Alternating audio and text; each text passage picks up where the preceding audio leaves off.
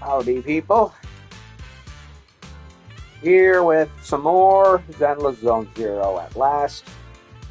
Been, well, I technically did do a stream the other day, so I caught up on a bunch of event stuff. We still have some more to go, but I finally have time to do it, and the time is to go and face the creator. And it's been a while coming. Before I do that, however, we have to go do some message bottle delivery. So let's do that.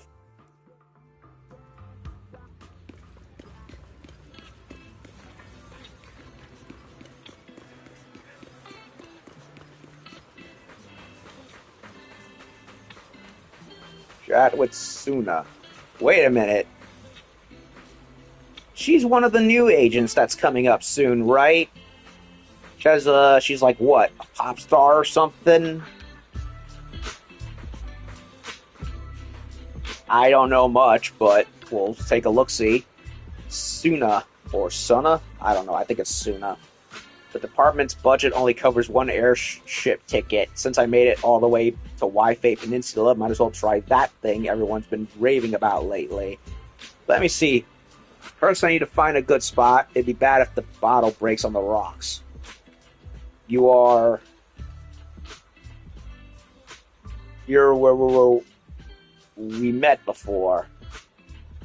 Are you also looking to throw a message in a bottle? Heard throwing message bottles at Asylum Bay brings good luck, so I came here to try it out. Huh, she's a bit of a shy girl, is she? No, throw bottle. Yes, help, throw bottle.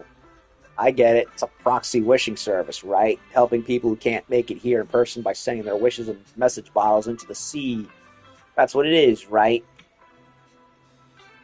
Yeah, but it looks like you don't need it. Of course, I got the bottles ready. One for me and one for Arya. Let me check my bag. Right, they're like a trifecta of new characters that are a part of a band, I think.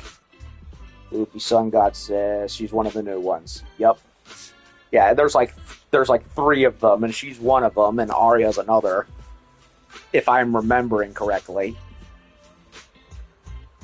Let me check my bag. The girl takes off the backpack she's carrying, rummaging through it for what feels like ages as her face gradually turns pale.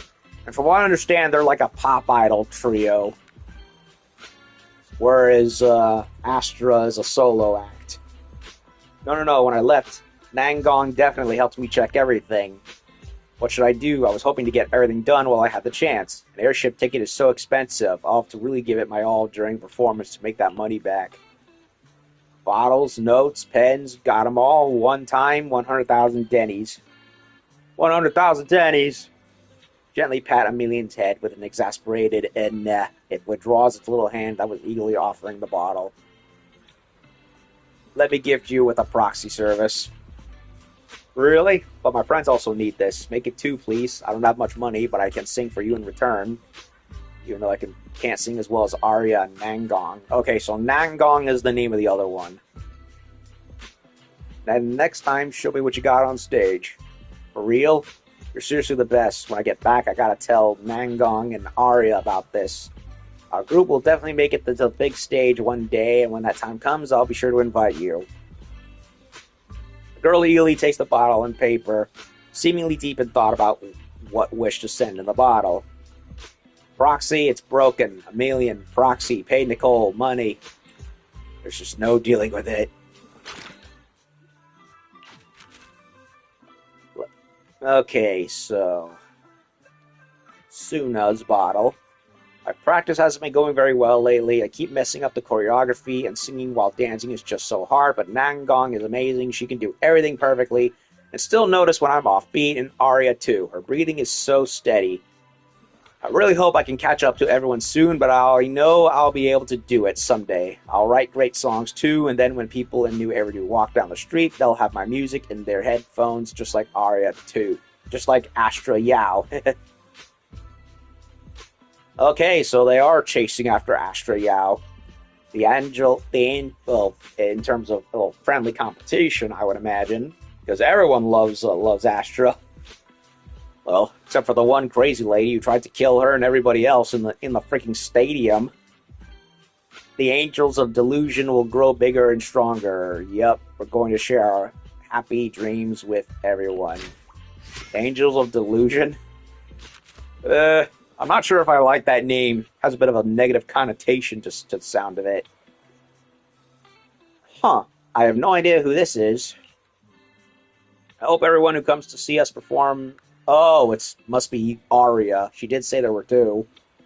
I hope everyone who comes to see us perform ends up loving my singing. I still get anxious right before a show starts, but once I remember that fans might draw strength from my voice, I instantly get into the zone.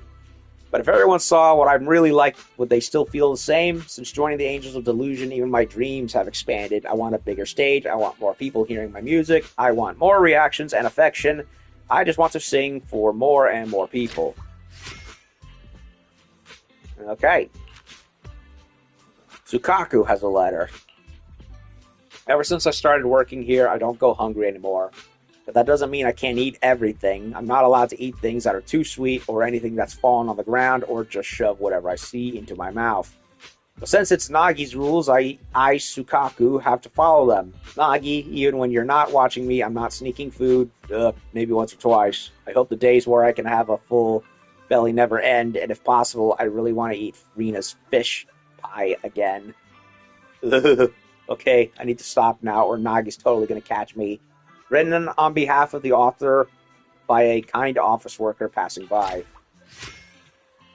Okay, we got another one. The letter inside the wish bottle has already been printed out. Wait.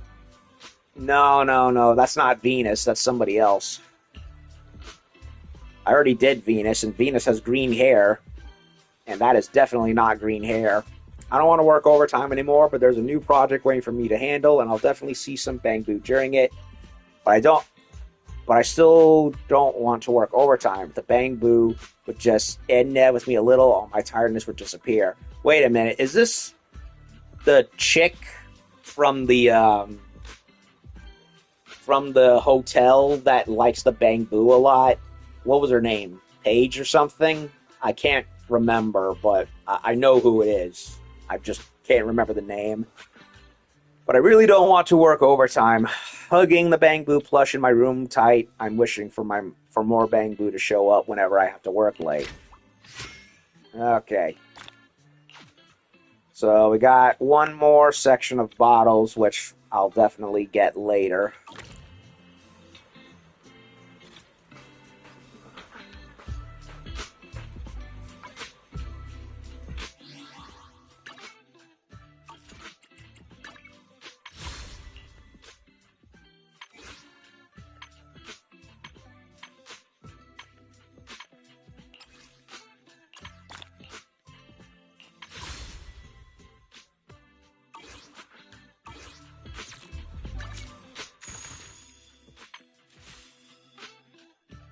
One day and 19 hours till the characters come back. Okay.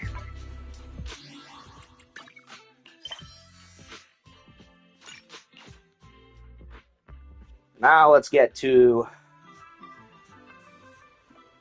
what we came here for. What I've been wanting to get here for.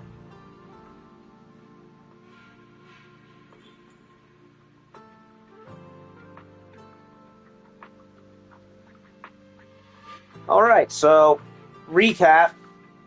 We met up with Shiyuan. He found the Allspark. I know that's not what it's called, but that's what it reminds me of. Especially since he never gave it an actual name. We went into Xiaoguang's mind. We helped her piece together her memory back. And we found the cancerous warp in her brain that represents the poison of the Qingming sword.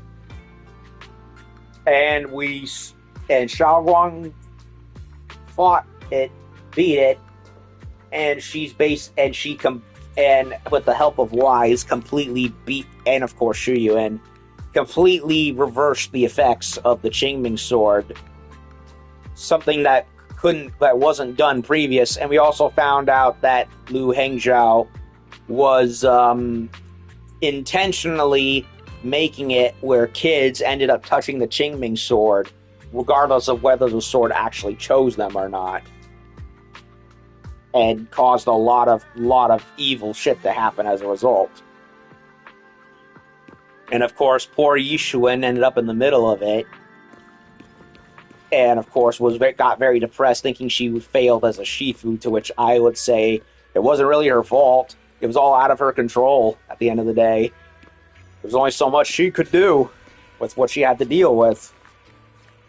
And so, and of course, Shi Yuan is trying to completely break the curse of the Qingming sword, so nobody has to include, especially Xiaoguang, has to deal with that crap anymore. But she still chose to bear the burden of carrying the sword. Now, hopefully, that means that after what we did, she won't have the same amount of problems ever again. God willing, right? That would be nice. Because Lord knows I wouldn't want to still hold on to that stupid thing. Ugh. But no, it needs somebody to take care of it, otherwise it's going to explode into a doomsday bomb or something, so it's one of those unhappy compromises. And now we gotta go find the creator and Sarah and stomp the shit out of both of them.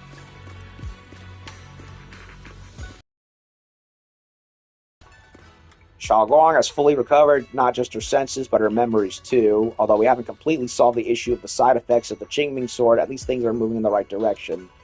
Yeah, so we reversed what happened already, but we still need to find a much more permanent solution.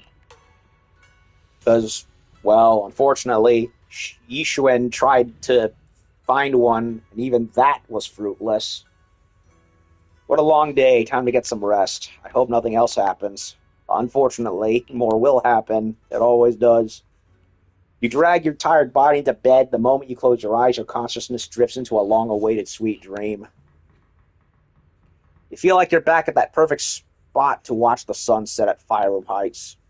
In the sky, the orange sunset blazes with brilliance, warm but not blinding. You hear the wind whisper and the distant bustle of city streets while catching that familiar, sweet osmanthus fragrance lingering in the air. You see Xiaoguang standing right beside you. She has a gentle smile on her face, turning slightly towards you as she speaks. You can't make out the words, but her voice is as soft as feathers. You feel an unprecedented sense of peace and relaxation, as if all the chaos in the world has drifted far away from you in this moment. Just as you're surrounded by happiness and tranquility, an electronic sound that doesn't belong to this beautiful world suddenly rings out. Uh-oh. So if they're shipping wise with Xiaoguang, I have my full approval. She's just perfect. If that.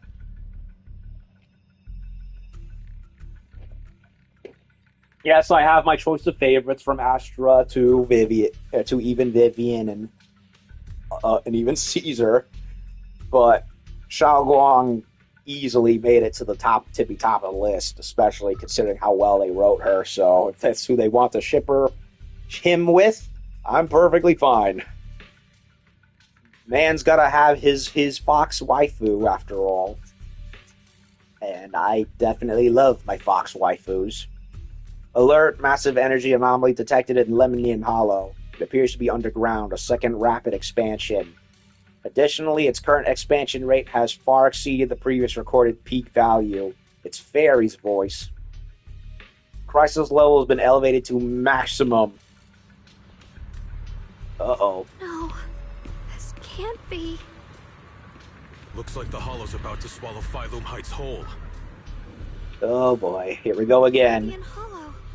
It's gotten even bigger than before. This is bad. We need to regroup with everyone. Now. Here we go again. And the black flowers have returned. Again. Those terrifying black miasma flowers have spread all over the city. Lemnian Hollow is like a raging tsunami, threatening to engulf everything.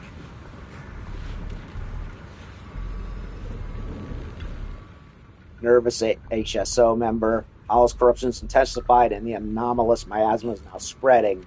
How's the evacuation going? Masters at Swabian Temple have set up temporary shelters to accommodate citizens offering protection.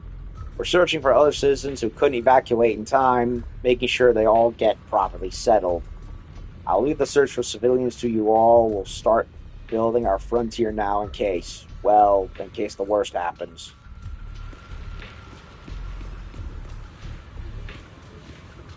Oh boy, that does not look good. Wise, how are you all doing? Everything alright? I'm alright. Aren't you guys going to evacuate? Of course we aren't. We may be civilians, but Wi-Fi Peninsula is our home too. We won't surrender this place to the Hollow or the Ethereals. Nice. Alice dropped a pretty cool line there. Anyway, that's how it is. We've got to protect Phylum Heights. You must be familiar with our combat power at this point, right? Everything else aside, we can hold our own when it comes to a fight. Exactly. If you need any help, just come find us. After chatting for a bit longer, Minato, Alice, and Yuzuha go to calm down the panicked citizens nearby. A monitoring device. Anomalous miasma levels are rising and spreading at an accelerated rate. Model predictions show a strong positive correlation between growth rate of the miasma and the expansion of Lemnian Hollow. The current trend continues. Lemnian will reach the Zenless limit within half an hour, triggering catastrophic consequences beyond our control. Warning, standard intervention protocols have failed. Alert level must be raised to maximum. There's Obel. I didn't expect this day to come so soon. Thanks to our previous experience, evacuating the residents went pretty well.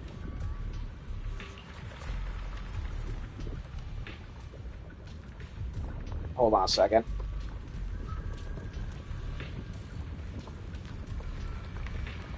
Okay. Other Defense Force squads are already deployed throughout the city, but someone has to go into Lemnian Hollow to deal with the source of the issue. Approximately, Obel Squad is ready for action at any time. I'll be counting on you all when the time comes. Protecting Phylum Heights is our responsibility. After giving you a nod, Magnus and Seed leave for now to patrol the area. Here's Yishun. There's Spook Shack.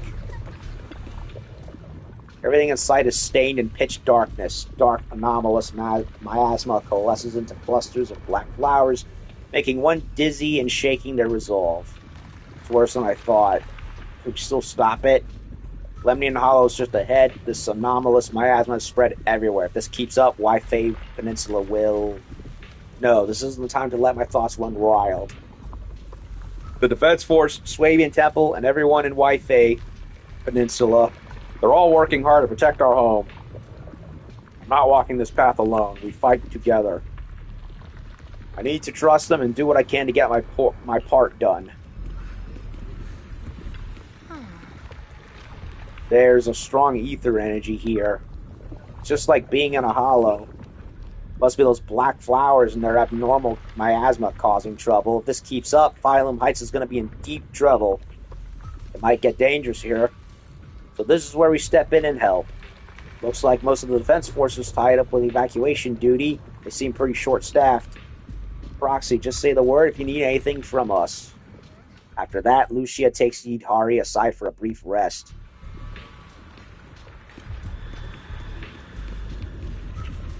Dylan and Banyue. Proxy, seems like we're about to get caught up in another big battle. Phylum Heights has gathered quite a few members from different organizations. Defense Force, Hollow Special Operations, the civilian group Spook Shack, and of course us, Krampus. At a time like this, we should all put aside our differences and work together. I agree, we need everyone's strength. This is no small matter. Exercise caution and stay safe. After giving you some final instructions, Dylan and Banyue leave for now to make some pre-battle preparations.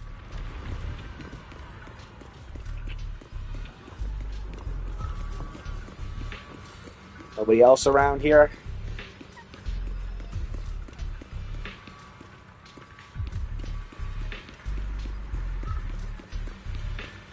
Doesn't look like it.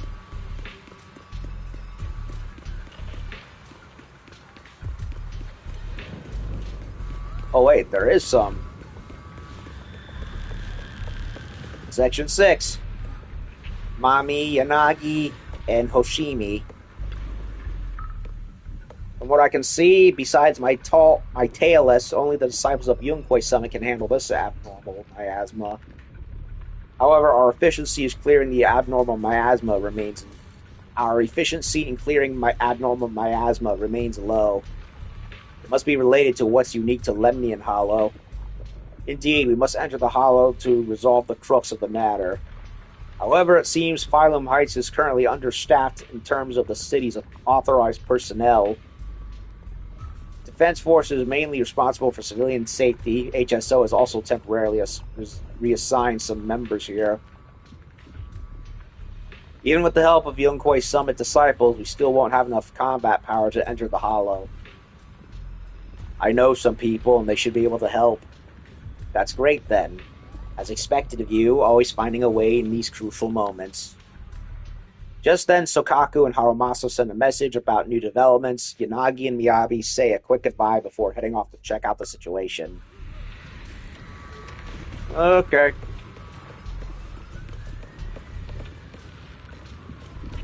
Alrighty then. Hey, Yishun, me lovely. How are you doing? Sorry about what happened last time. It wasn't your fault. Let's solve this crisis. Oh man, Lemnian's not looking so good, isn't it? You arrive at the plaza in Phylum Heights and notice Yishun Shifu's here too. She gazes at Xiaoguang and Senior Ye, her usually calm eyes filled with a conflict of emotions. You're here. Shifu. Shiyuan, Xiaoguang, there's something I want to say to you. About Yunquei Summit. About the Qingming sword. I am truly sorry. I know my apology cannot resolve anything, nor do I deserve forgiveness. It was my negligence that caused all this. Shifu, it's not your fault. That's what I said. It is my fault. To be honest, ever since my sister's passing, I found myself avoiding the Qingming sword subconsciously. Can we really blame you? I'd do it too. I feared it. Maybe even hated it. But I had to keep guard over it due to my position as the High Preceptor of Yunquei Summit. After making the case, my fear of the Qingming sword led me to instinctively distance myself from it. And that's why I so easily fell for Lu Hongzhou's lies.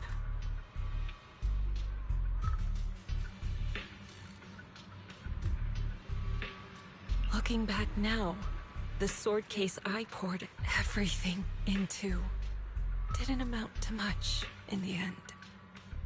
If my guess is right, the sword case originally did work as intended. Though it could not completely sever the negative effects of the sword, it still provided Xiaoguang some protection.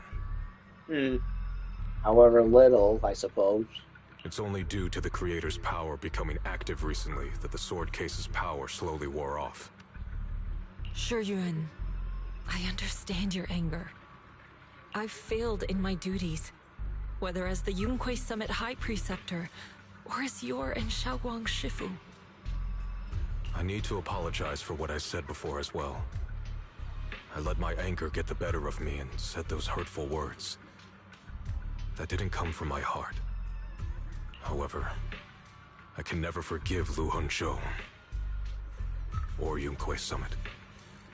I've authorized a top-level investigation into what Lu Hongzhou has done. Everyone who was involved will answer for their actions. It means nothing to me now. What I can't forgive is the glory Yunquei Summit built upon these sacrifices. Brother, the past may be set in stone, but We can shape the future. And I don't want to be a sacrifice anymore. I want to become someone who stands in front of the people I love. A hero who protects them. Before, when I went into Lemnian Hollow, it was out of guilt. Or perhaps a sense of obligation. But from now on, I will only fight for my own will. Because it's what I choose to do. Xiaoguang, you've really grown up. That's enough heart-to-heart for now. We still have a crisis to deal with. What lies ahead won't be easy.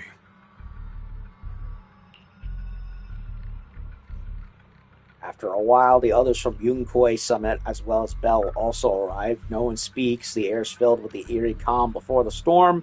Every face carries a weight unlike ever before. Everyone, I have some bad news. The latest data shows the energy of the miasma anomaly within Lemnian Hollow has already reached its peak. Looks like that bit of relief was only temporary. That's right. And based on the information we have, both the energy of the miasma anomaly and the hollow itself are expanding at an alarming rate. This means we have to locate the source of the miasma anomaly and seal it off as quickly as possible. Otherwise, the entire Phylum Heights could turn into a massive hollow. Or worse, the entire New Eridu. And as for this so-called source, according to my current findings, we can now be almost certain it's the power of the Creator, hidden deep within Lemnian Hollow. Sealing the source is our top priority. Meanwhile, we need to evacuate everyone in Wi-Fi and do everything we can to slow the Hollow's expansion. I've already deployed additional personnel to assist. But the reinforcements will take some time to arrive, and I'm afraid the Hollow's expansion won't wait. If it comes to it, we'll have to rely on everyone here. Especially our friends from Yunkwei Summit. I understand this sort of miasma anomaly can only be properly purified with your techniques. My blade, Tailless, seems to have some effect on it as well. Is that so? Perhaps it's connected to the power of the Creator. It would make sense. Both Tailless and Xingming Sword are both unusual cursed weapons, and they all seem to have a strong tie to the Hollows, so that would make sense. In any case, if we want to slow the Hollow's expansion, we'll have to enter the Lemnian Hollow first and clear out the abnormal miasma. That said, we'll need to send someone to locate the specific coordinates of where the abnormal miasma gathers. About that, we've already calculated the locations in Lemnian Hollow where the miasma is most active. Judging from Xiaoguang's previous trip into the Hollow to cleanse the Black Flowers, removing the abnormal miasma in those areas should help slow the Hollow's expansion. Then, with the manpower we have, we'll need to split into teams and head into different areas to clear out those Black Flowers. Everything else is relatively manageable. The real question is, who's going to enter the center of Lemnian Hollow and seal the Creator's power? The Qingming Sword has a far more intimate connection with Lemnian Hollow and even the Creator than we ever would have thought. Considering the current situation, it's likely that only the Qingming Sword Keeper is capable of sealing away the Creator's power. Our analysis came to the same conclusion. The huge energy fluctuations in Lemnian Hollow bear a connection to the energy the Qingming Sword gives off. I hate to admit it, but it's possible only the Qingming Sword has the power to put a stop to this. I'll go. The Qingming Sword's power has a mysterious connection to the Creator, and it's linked to that section of Lemnian Hollow. As the Sword Keeper, I have to go. Xiaoguang. This is the most reasonable choice for now. But using the Qingming Sword comes with a heavy price. Monsieur Xunguang, are you sure you can accept it? Yes. Please don't worry, Mayor. This is my choice. No matter what happens next, I'll accept it willingly. Mr. Mayor, Xiaoguang has only just recovered. As her Shifu, I can't stand by and watch her put herself in danger again. So please, permit me to go in her place. I may not be able to use the power of the Qingming sword, but you know my strength. I will definitely... I understand your concern, Jishin. However, this is the only way. Gotta what we gotta do, right? But... Given the circumstances, I care more about the decision Miss Ye Shunguang has made herself. The matter is settled. As for you, Yishun, there's still plenty in Phylum Heights that requires your attention. Don't waste your time here any longer.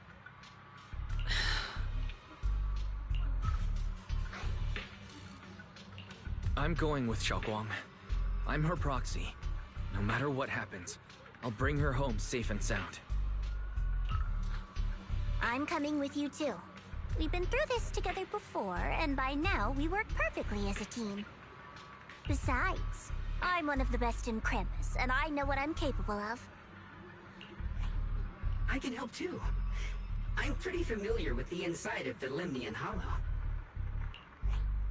Also, I have some good news. We've upgraded our equipment so everyone can stay in touch while inside Lemnian Hollow. Nice. As you all know, Wise can reach me through the HDD system while he's inside the Hollow. If we route the signal through him, everyone can stay connected to the outside. To make sure Wise can focus while inside the Hollow, I'll be the one keeping an eye on the communications. I see. This channel of communication will certainly make things much easier for us. Thank you. Then, I'll handle assigning the rest of the team to their groups. Yishun quickly divides everyone into teams, and thus the final battle for the survival of New Eridu begins. All squad assembled. Stay sharp. We move out on my mark. Then let's give that hollow a nice, explosive little surprise! Everyone, with me! Let's cut down this spreading darkness.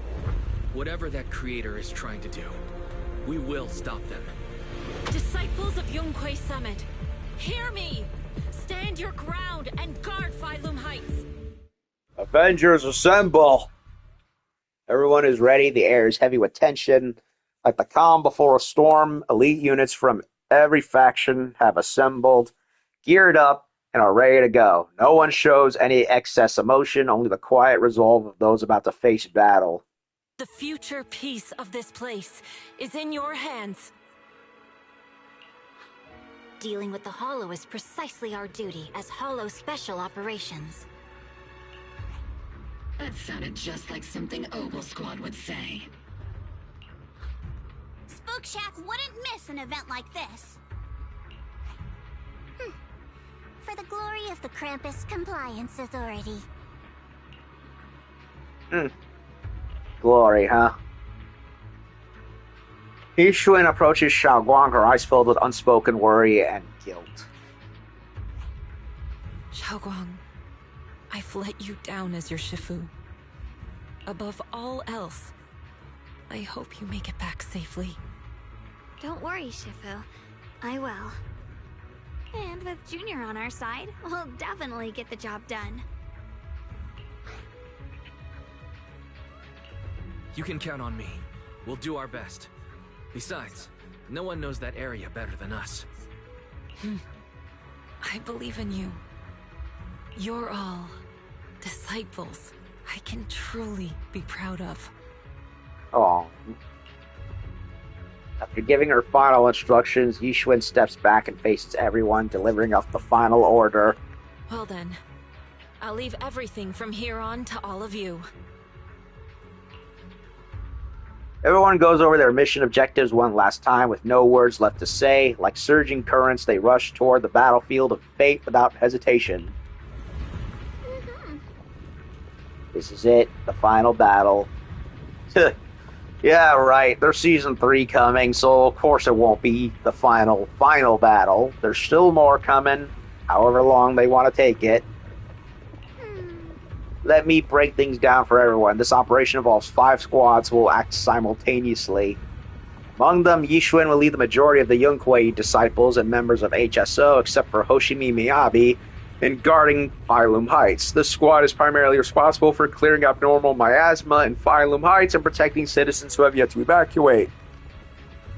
The remaining 4 squads must enter Lemnian Hollow. Aside from our squad and goal, the other three squads, us,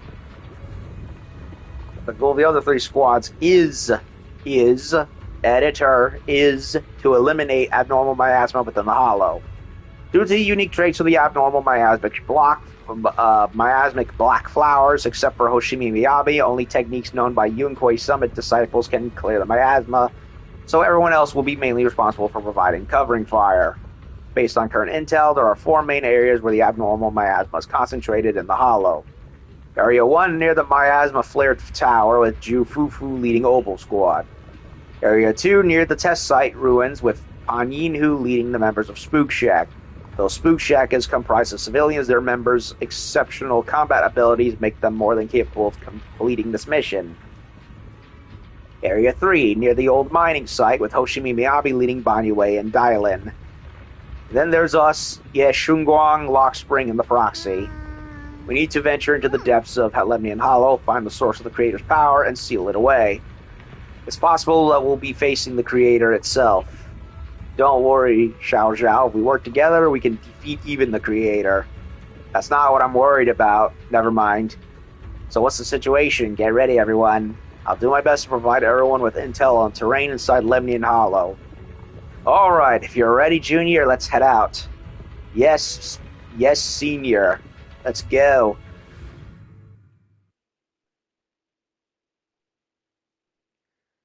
Go stomp the Creator, come back, have some ice cream, have lovely love-making time, and the rest is history.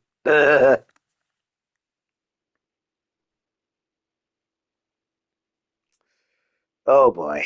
Everyone, this battle concerns not only the fate of Wei-Fei, but the survival of all New Eridu. It's unlike any we've faced before. I ask that you all work together with Yunkoi Summit and me to clear the miasma and halt Lemnian Hollow's expansion.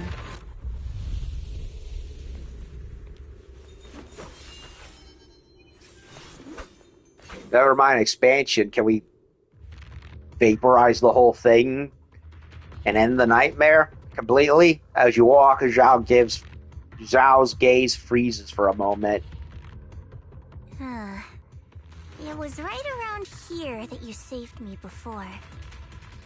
Oh, that incident. Oh, we have Junior to thank for that. Yes, Xunguang. I've always envied you. Huh? You're the chosen sword keeper. The one who stands out instantly in any crowd, always at the center of everyone's attention. You never have to prove your worth, and yet you can have everything. And me, I've always been the one who never gets chosen. Xiao, what are you talking about? I don't understand. As much as I wish it weren't true, there will always be a natural divide between people. What we sometimes call talent, and other times destiny. In that regard, luck has never been on my side. When we were dividing into groups just now, I said I was one of the best at Krampus. That was a lie. When it comes to talent, I'm one of the few in Krampus who has none. Dylan can hear the voices of the dead, Banye has the experience and wisdom of a long life, and the others each have their own exceptional gifts. I'm the only one who has nothing. All I have is a heart that refuses to give up, no matter what. What you see now is only the facade I've forced myself to maintain. I'm always afraid. Afraid that if I ever let my guard down, Krampus will cast me out, and I'll turn back into that same worthless fool who kept getting thrown aside. That's why I've been fighting so hard to keep up a meaningless record as Krampus's unbeaten legend, pushing myself to the limit even when I'm hurt, because no one fears failure more than I do. I even hide the fact that I like vegetables and tell people I prefer meat, as if that would make them respect me more. Pretty ridiculous, isn't it? Xiao, I've been meaning to ask you this for a long time, but aren't you being too hard on yourself? Yeah, I'd say yes. Junior once told me that even if I wasn't the Qingming Sword's keeper, I still deserve to be respected and heard. It's a right everyone should have. This world isn't just for those deemed valuable. To exist is enough. No one has the right to deny your existence. Sorry. Look at me rambling. We're short on time, so let's just keep moving. Everyone, the tunnel ahead leads straight to the mining area. That's the one area we had no access to. So, new place. Just then, you hear those strange voices echoing again. Are you in pain? Are you tired? My dear child, you were never meant to suffer like this. I'm not listening. I'm not listening. Oh, child of God, bearer of both curse and blessing, welcome my descent. That dialogue does not match what is being said on screen. Remember who you are, your true self. Whatever you say, Mufasa. Remember who you are, your true self. They got the dialogue backwards. Ugh. Bearer of both curse and blessing, welcome my descent. Junior? What's wrong? Does your head hurt? I'm fine. It's just... I think I heard that strange voice again. It might be the influence of the Creator's power. We'd better stay alert. Yep. Got dust on my glasses. Hold on a second.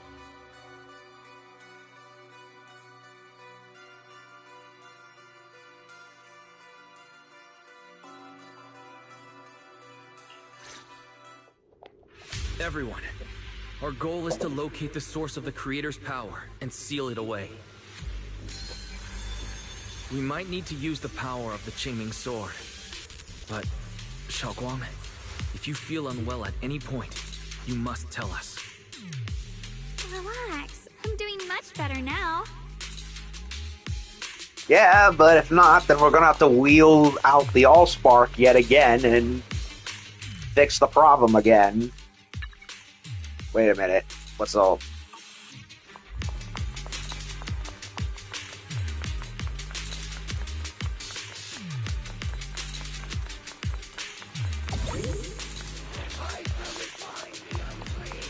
What the?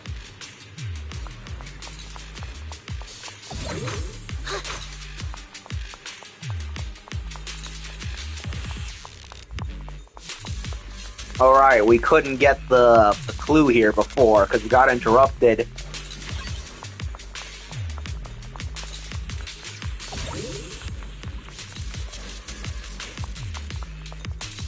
Shall we go kill him? Let's go kill him.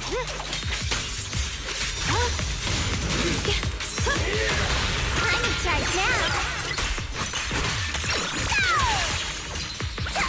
One foot, two foot.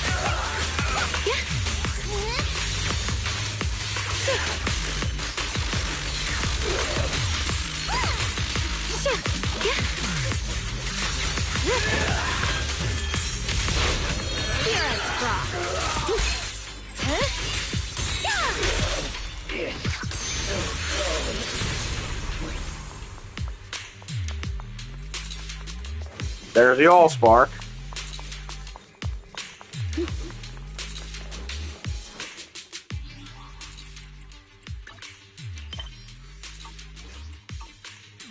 Free as the skies. Okay.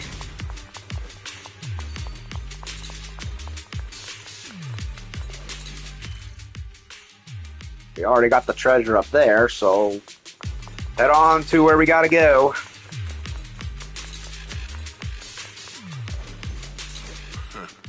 Finally found you, lot. It's the goons from before. You find yourself surrounded. Last time we let our guard down, but this time you're not getting away so easily. Yeah, this is not the right time. Especially with a hollow that's about to go boom and take a whole bunch of people with it. You're the ones who attacked us before. That's right. Let's not make this complicated, little lady. All we want is the Qingming sword you're carrying. Hand it over and nobody gets hurt. You know, if the world gets destroyed, then what are What's your game plan then? Like, yeah, you may get whatever payment you're getting from your whoever your boss is, but what's the point in reaping any of it if all of reality is sundered? You probably didn't think that far ahead there, didn't ya, Shades? Otherwise, we'll have no choice but to take it by force. You want the Qingming sword? It only responds to its sword keeper. It's nothing but a useless hunk of metal in anyone else's hands. That's not our concern. We're just following orders. Orders. Just following orders. Are you with Tops? Following orders? I knew you looked familiar. Don't tell me you're with Tops. That's right. Xiao Zhao, wait! Doesn't Krampus have authority? If these people are from Tops, then can't you just make them... What do you think this is? Some sort of dream lady? Krampus still operates under Tops. Besides, the mission to capture the Qingming sword was entrusted to the rabbits standing right in front of you. What? Xiao Zhao, you... Well, jig is up, I guess. Mission to capture the Qingming sword? Xiao Zhao, is what he said true? Looks like Miss Zhao isn't exactly on our side. No way! Xiao Zhao's helped us so many times. There has to be some misunderstanding. She's not denying it either.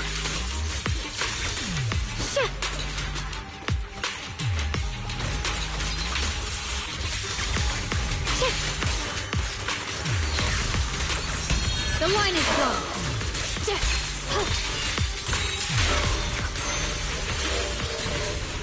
Good. Our backup's here.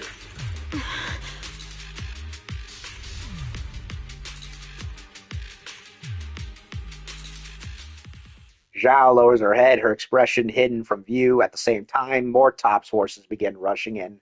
Well, Tops has been kind of in the shadow of everything for the longest time, all throughout all of first season, or at the very least, the later parts of the first season, and then have been more or less more brought up throughout season 2.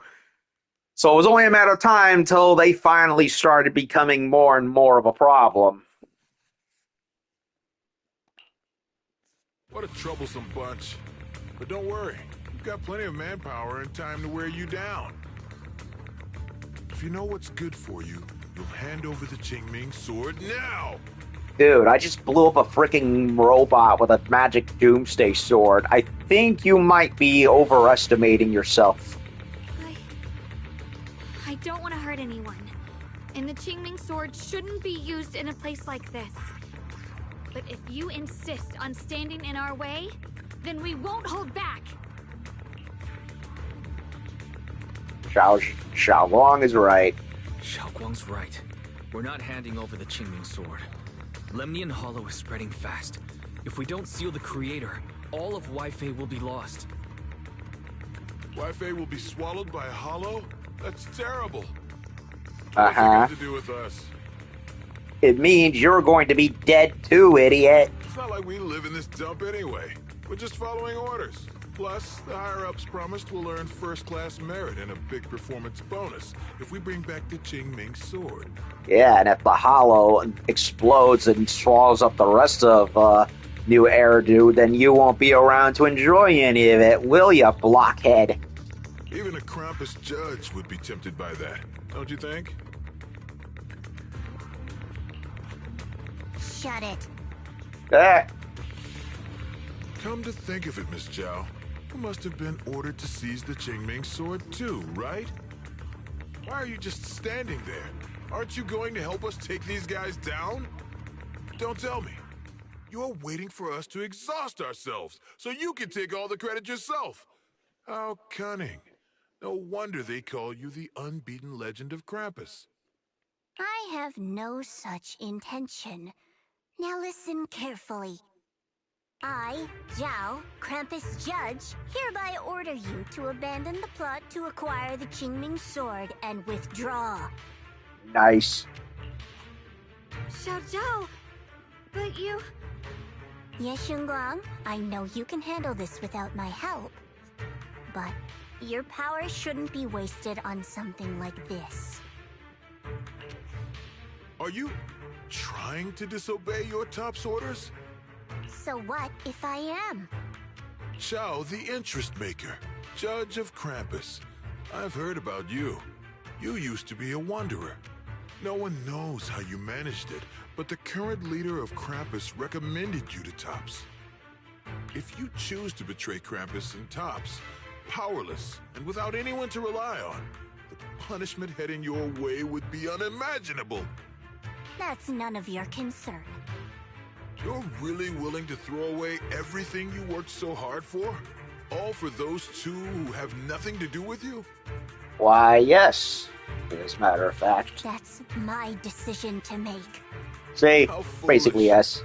It seems the so-called interest maker doesn't understand the meaning of interest at all. Ugh. Interest. How foolish. It seems the so-called interest maker doesn't understand the meaning of interest at all. In that case, let's drop the pretense. There's no way we're following your orders. We're not giving up such a perfect chance to earn merit. If your mind's made up, then we'll have to take you down as well. Not only that, I'll report everything to the higher-ups.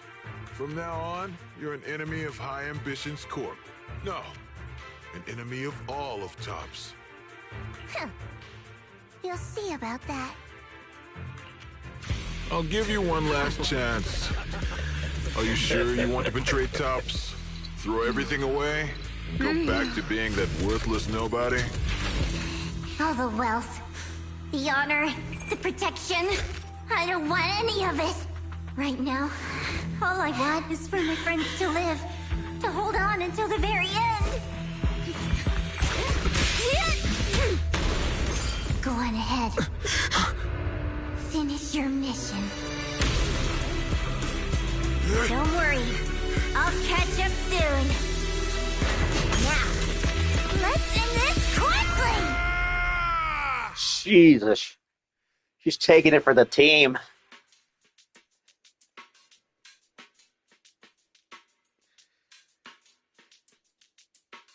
I like how they were all like, "Wait, what is she doing?" As the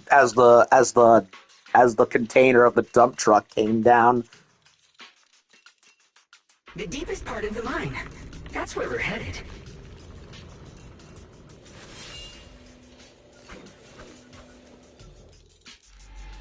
Under the overwhelming surge of abnormal miasma, an illusion that feels both strange and familiar takes shape once more.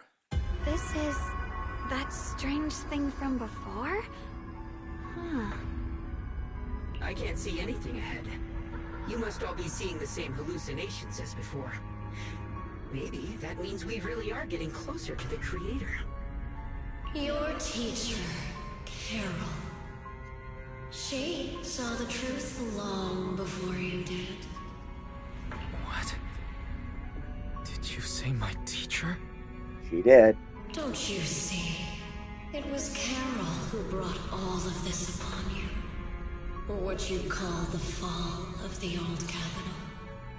You should do the same as she did. And let go of the burden that was never yours to bear. Return to that primal state of purity, chaos, and quiet emptiness. Just what the hell are you? Junior, what's wrong? Are you feeling sick? Must be affected by the illusion. There's no more bloodshed. No more disappointment. No endless road to absolution. There is only eternal, ultimate, and absolute freedom. Come, child. Become one with me. Just like your teacher, Carol. No. My teacher. would never join you. After a burst of searing pain, your vision finally returns and the light comes back into focus. Junior, don't scare me like that. I'll never join you. If you only knew the power of the dark side. And also, I am your mother. I joke, but wouldn't that be funny if Sarah was his Weisenbell's mom? I mean, I doubt it, but it would be. I mean, the joke would write itself right there. I mean, we don't even know who Weisen parents' folks are. All we know is that they were students at Helios Academy, and we don't know who their parents were. And Carol was the closest to a mom they had. So wouldn't that be hilarious? Junior, don't scare me like that. Junior, don't scare me like that. I remember now. It's okay. I'm fine now. But I just remembered something. That spherical cocoon-like thing? It looked just like the one embedded in those floating boulders we encountered. The floating boulders? You mean those huge rocks we saw before? If the vision you saw came from the Creator, does that mean the Creator's power has covered the whole Limnian Hollow right from the start? Oh no. This is bad. We need to warn the teams in the other areas right now. You quickly contact Bell and share this theory. I see. Got it. You focus on sealing the Creator, and I'll take care of getting the message to everyone else. I mean, it would make sense. We did see her get summoned by Sarah, and then they disappeared after we beat the mind-controlled Shi-Yuan. Bell hangs up the call, and you feel a moment of relief. Actually, I've heard some rumors about the thing you saw. Really? As we mentioned before, Sunbringer was betrayed by her followers. After that, she entered the Hollow alone and met the Creator. The Creator turned Sunbringer into their messenger, and even created other messengers modeled after her power.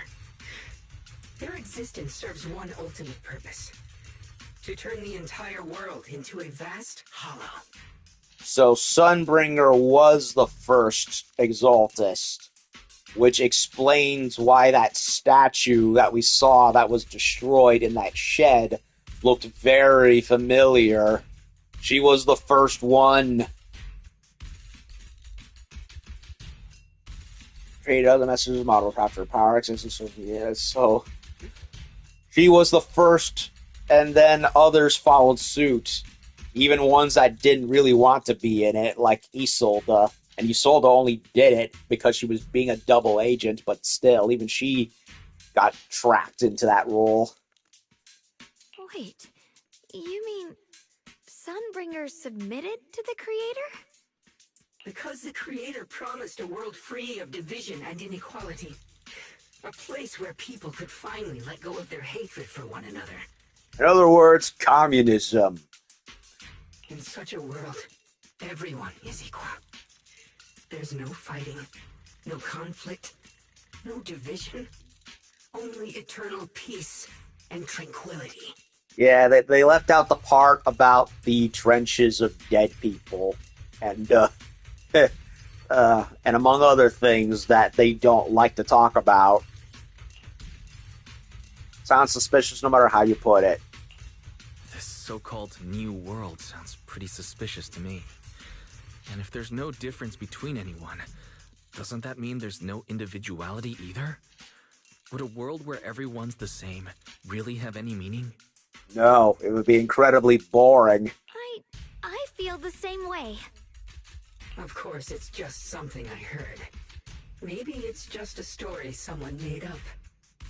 Yeah, and what they don't tell you, or rather what they refuse to admit, is that, yeah, you can make everything equal, blah, blah, blah, blah, but then again, who's the one up top that reaps the rewards? Yeah, the 1% that grifts and throws it on everyone, and then they end up being the one who hogs all the riches anyway. See also Venezuela. Soviet Union, the a certain country where a certain virus from 2020 shall not be named. It's like almost, oh, in Cuba, it's almost like it doesn't really work. And they can't handle it. Oh well. So I wonder if MiHoYo is secretly based. Let's just keep moving. Yeah. Of course, it's just something I heard. Maybe it's just a story someone made up. Let's just keep moving. Yeah, very, very pretentious story made by one bearded idiot who didn't work and let his kids die, and his name was Carl. But now I'm just talking crazy. Anyway. This way. The bottom of the mine is just ahead.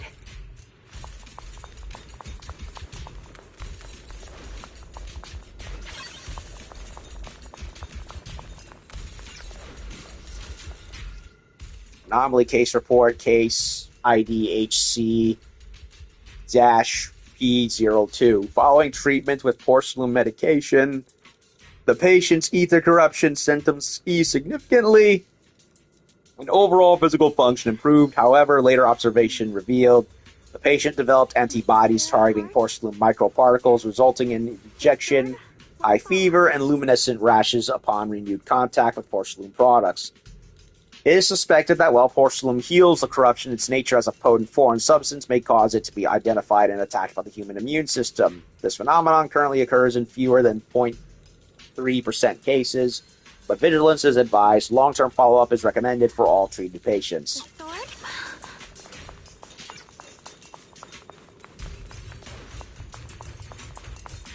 Anything else around here? Nope. Oh look, giant floating space rock. That definitely does not look like a natural formation up there. Treasure. Treasure boo. I got another one.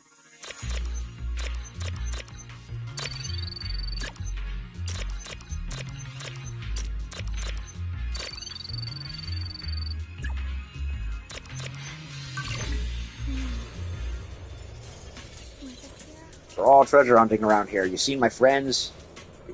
You're one of us. We all promise to share the treasure we find together. Oh, right where I left. Figures.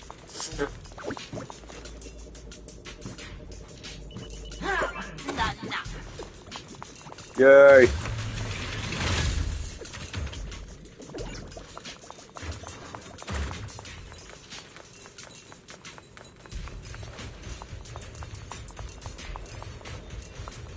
That's pretty far down. Very far down.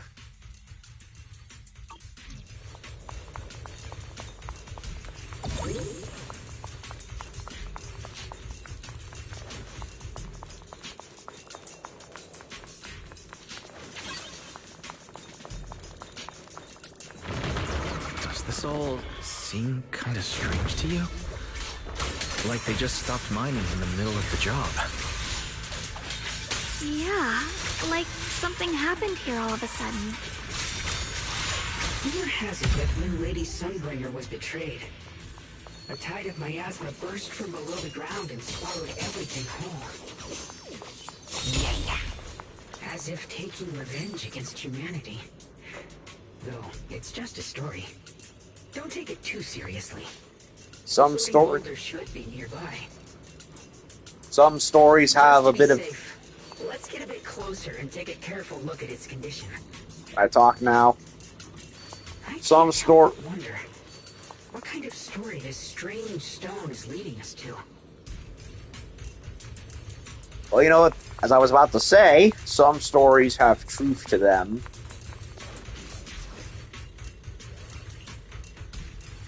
Gotta go do the key thing for the antique dealer.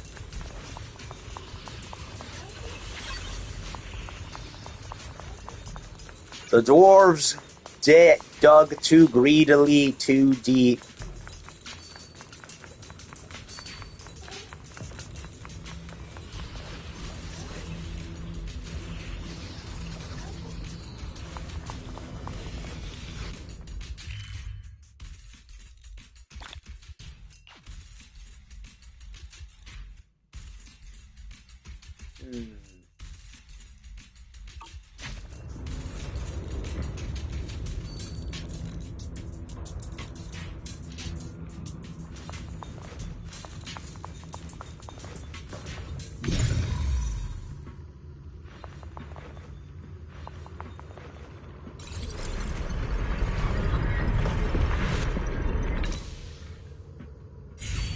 Oh, they want us to go up there, do they? Well, before I do that...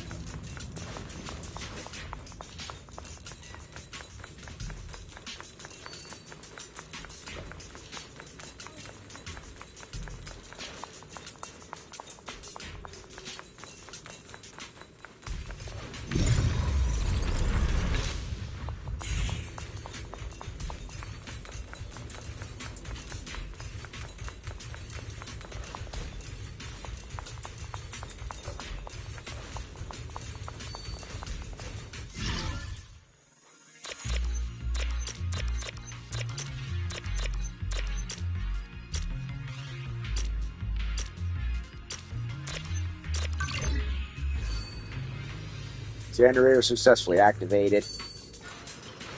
Ooh. With a fear and pass through the void.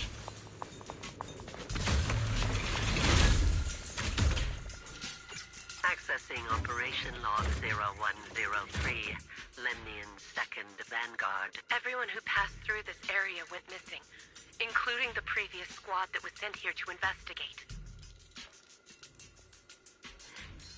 Maybe there's a powerful ethereal lurking inside. We're only responsible for investigating the perimeter. Lady Sunbringer will handle it in no time once she gets back. An ethereal. We've been here for days and haven't seen a single one. We haven't even seen any signs of corruption.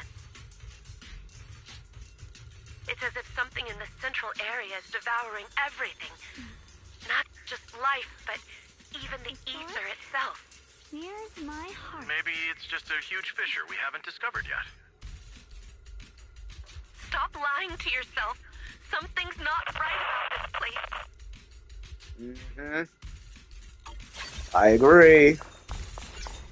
Bad juju.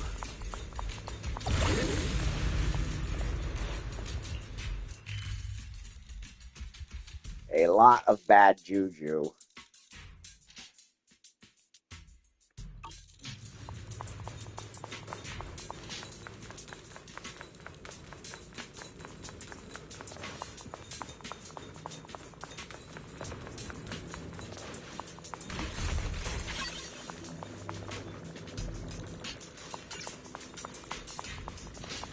Well, they want us to go up there, but what's down here?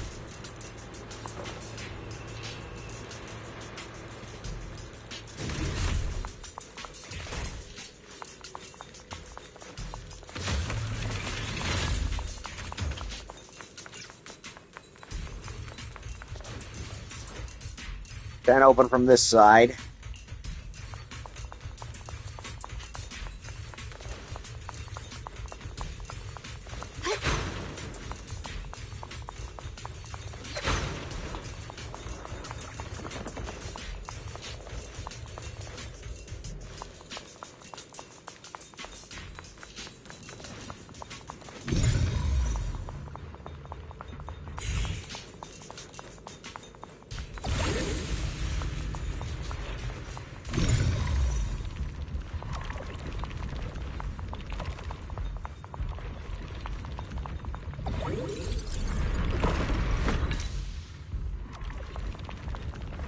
Okay, we can't do anything about that.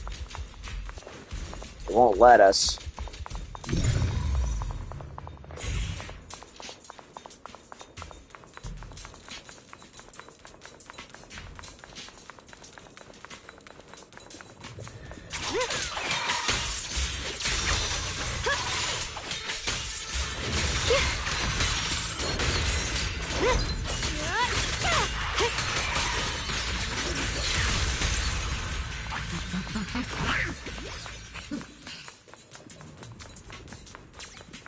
That Bang Boo had a very creepy laugh for some reason. Safety notice to all workers of Factory 3. Recently, several longtime workers in the refining workshop have shown varying degrees of porcelain lung. What? Like rust lung from Gears of War? Lung fibrosis caused by inhaling excessive porcelain dust. Although porcelain itself is non-toxic, its microcrystalline structure can accumulate in the lungs, physically blocking alveolar ether exchange and leading to chronic dry cough and breathing difficulty. Effective immediately, all positions that handle porcelain powder must strictly use the research center's newly designed protective respirators. Your health is the settlement's most valuable asset. Well, somebody cared, at least. Ta-da. More treasure.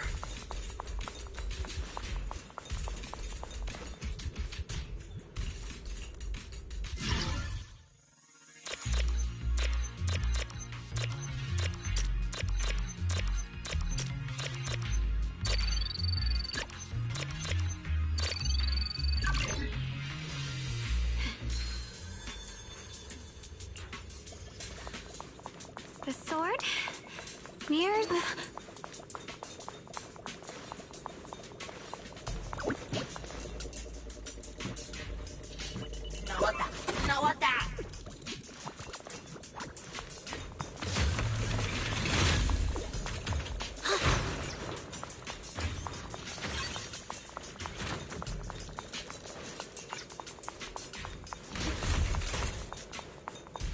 Okay.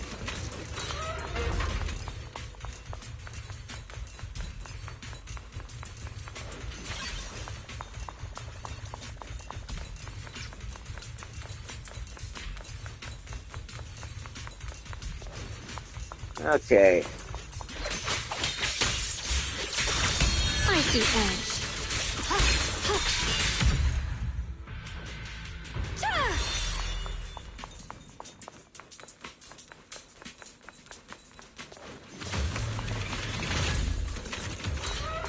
Golden dot way back. Now let's go back and see where that elevator takes us back to. So, we can't go further down. They won't let us. So, I'll just take a look at the elevator and see where that takes us.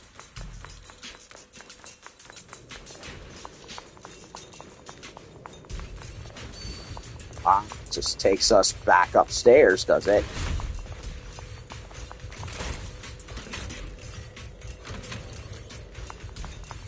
Okay, can't use that.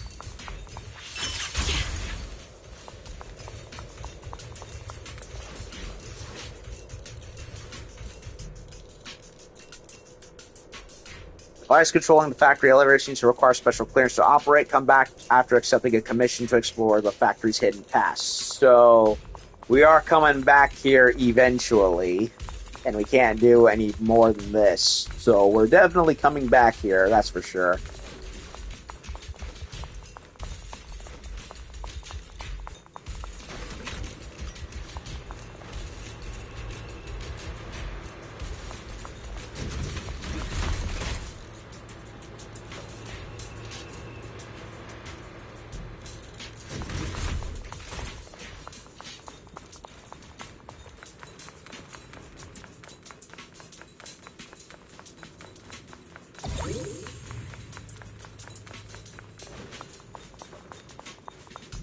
I will say I really do like exploring these abandoned facilities. Okay, now let's go where they want us to go. It's all thanks to Initiation Blanc. We got your help. So that's the floating boulder? Looks kind of strange. Not of this world. And who the heck thought it was a good idea to place dialogue right there for lock spring? That's just stupid. On closer inspection, so what was he saying? Let me take a look at what it was.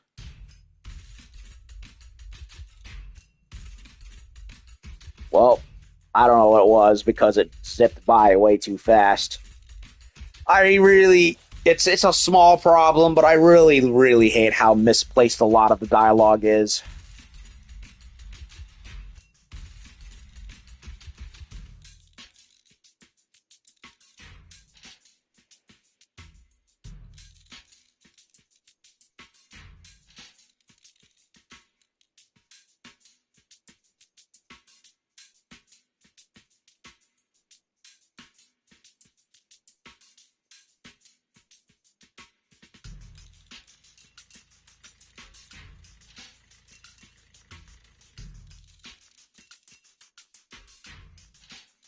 Hold on a second. Upon closer inspection, the floating boulder, it seems to be seeping miasma. It looks a little unstable. If I'm not mistaken, this boulder's strange condition might be linked to the Creator's seal. I agree. I can feel something ominous every time we get close to this boulder. And it's even stronger now than before. Don't tell me. The Creator's about to awaken? So what, is this its pot or something? Is it in that thing like how the Didact was sealed in a boulder in Halo 4?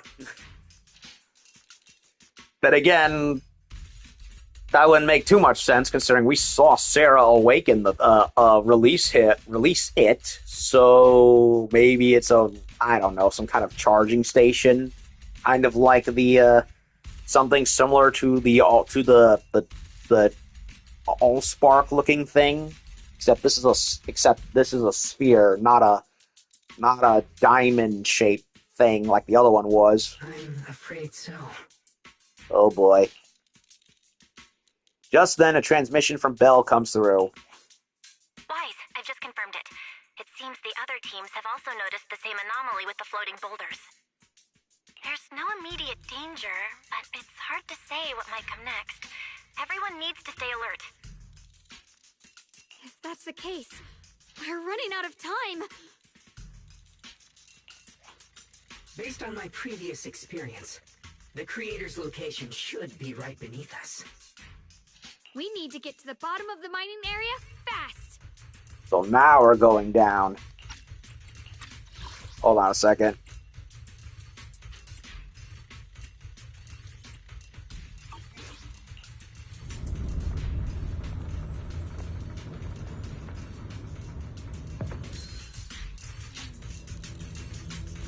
With a pure heart?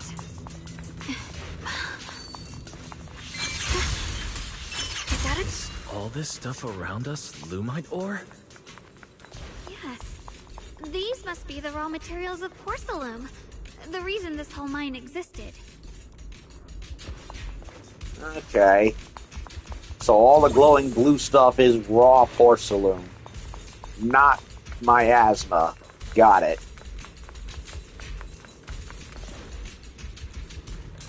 There are so many black flowers here. Should definitely purify them first. Hold up, you only just recovered. We need to save our strength for the Creator. But besides, our companions are still working hard. We should also get our own part done. You're right, Junior. Power of the Qingming Sword should definitely be saved for the most crucial moment. Once we find the source of the Creator's power, we can put an end to everything once for all.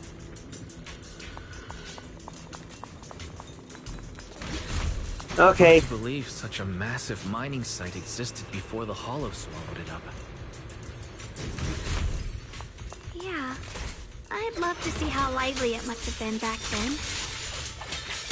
That's exactly why we have to protect Wi-Fi Peninsula now. We can't let the Hollow spread any further. Not to our home. Nice music.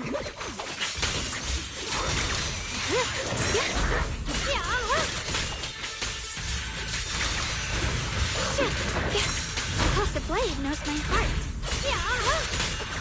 The line is gone.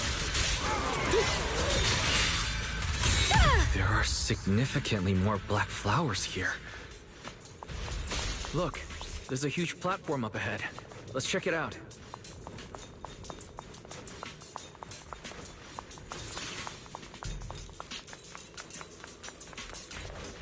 Can't use the lift. Yet. The crane over there might get us further down.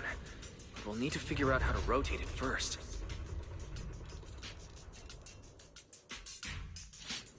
There's a console over there. Let's give it a try. That's what. This Yep. console seems to be having some issues, but it should be fixable. Let me try. We weren't supposed to do it yet. That's why it wouldn't let us. It's operational, but the power levels are too low. We should look around. There might be another generator nearby. So, I was gonna go through here anyway. Of course.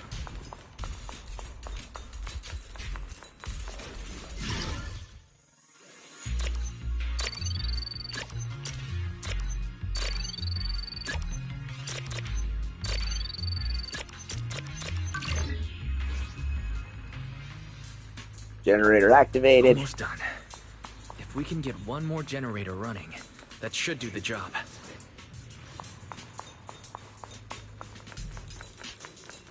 There it is. We did it.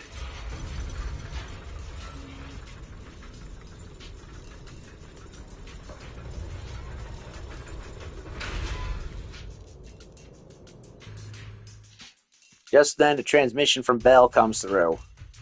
Wise, just updating you on the situation. All squads have reached their target areas and discovered a large number of black flowers and ethereals that are affected by the miasma. They're dealing with them right now. My blade is indeed quite effective against this abnormal miasma. This Miyabi sure is impressive. Indeed she is. Opal Squad is in place and will provide firepower support to cover the purification teams. Oh, these black flowers. They're so pretty. But they're even better when they wither.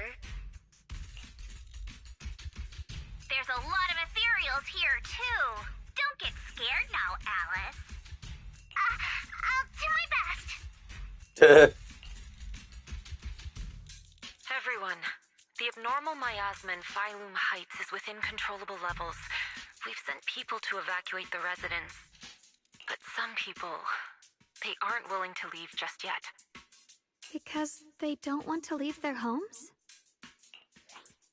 Everyone knows if Lemnian Hollow reaches that point of no return, evacuating won't help. They've placed all their remaining hope in us. Brother, we'll do everything we can to protect Phylum Heights. How are things on your end? A lot of black flowers. We found tons of black flowers here too. Way more than on the outskirts. But we've decided to leave them for now and look for the source of the creator's power.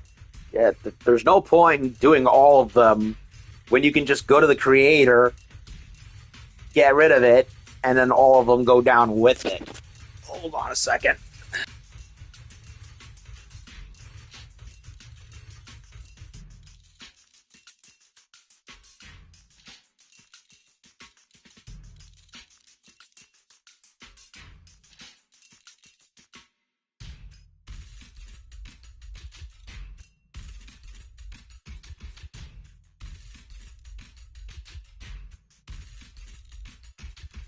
I'm back. Just had to go say hi to Dad. Decided to leave the creators, look at those creators. Decided to leave the flowers and go look at the creator. Yeah, so it's like it's like the Hydra. You kill the head of a snake. You know that analogy. You kill the big one that controls all the other ones, meaning it's a domino effect where everything cancels out. You've made the right choice. Our mission is to clear out the abnormal miasma in Phylum Heights and the edges of the Hollow. Meanwhile, you need to destroy the source. Xiaowang, there are still risks to using the Qingming Sword's power. don't use it unless absolutely necessary. Well, thankfully we know where she went left the Allspark, so if worse comes to worse, we just go back and use that thing again. Remember, your goal is to seal the Creator's power. Nothing else matters. Well then, good luck, everyone.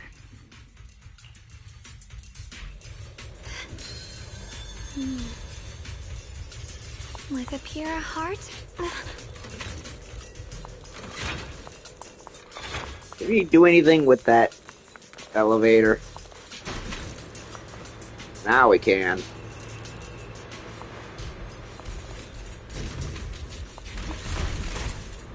Okay, so it just takes us back down to the first floor. Well, first floor adjacent, anyway. Okay. Well, that mystery is solved. We're still gonna come back here later because of all the locked chests still left.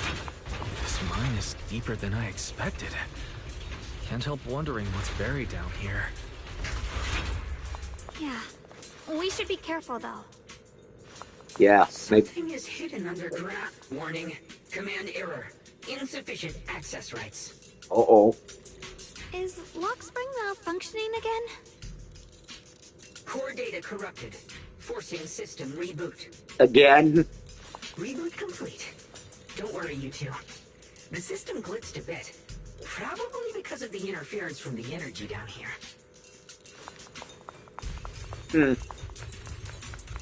Was there like an ethereal Balrog down there or something?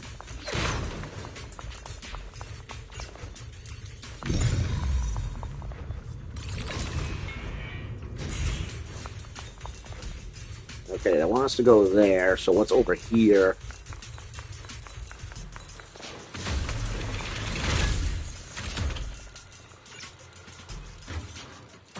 Order to limit public distribution of porcelain. Recent investigations have uncovered unauthorized smelting and processing of raw lumite ore, with individuals privately crafting porcelain amulets, ornaments, and similar items. Not only does this waste the critical strategic resources, but the lack of proper refinement methods has already led to multiple incidents caused by wearing or using porcelain objects saturated with ether. Effective immediately, the first guard is ordered to seize all non-official porcelain products and strictly prevent any raw lumite ore from leaving the mining zone. The future of the settlement cannot be sacrificed to ignorance and greed. So basically, somebody decided to take chunks of the raw mined lumite ore, make trinkets out of it, and because it's not been refined, it's all basically gonna give everyone space cancer. Or something. That sounds basically it. Or interdimensional cancer. I don't know. I'm just making sense of it. This is definitely a boss arena, if ever there was one. Old vein ruins. Yep. We're gonna be... There's flowers over there. Watch this be a boss room. There's a ton of abnormal miasma right at the entrance of the opposite side.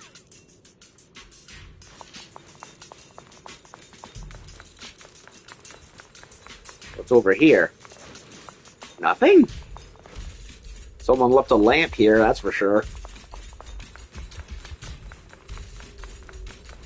Abandoned loaders, blocks of lumite. The Qingming sword's reacting. The entrance to the mine ahead must be connected to the source of the abnormal miasma. You know, giant evil flower. Let's hurry over and take a look.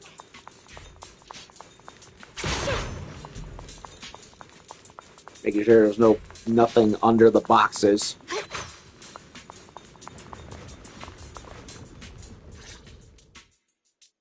Staring at the source of the abnormal miasma before you, everyone falls silent for a moment.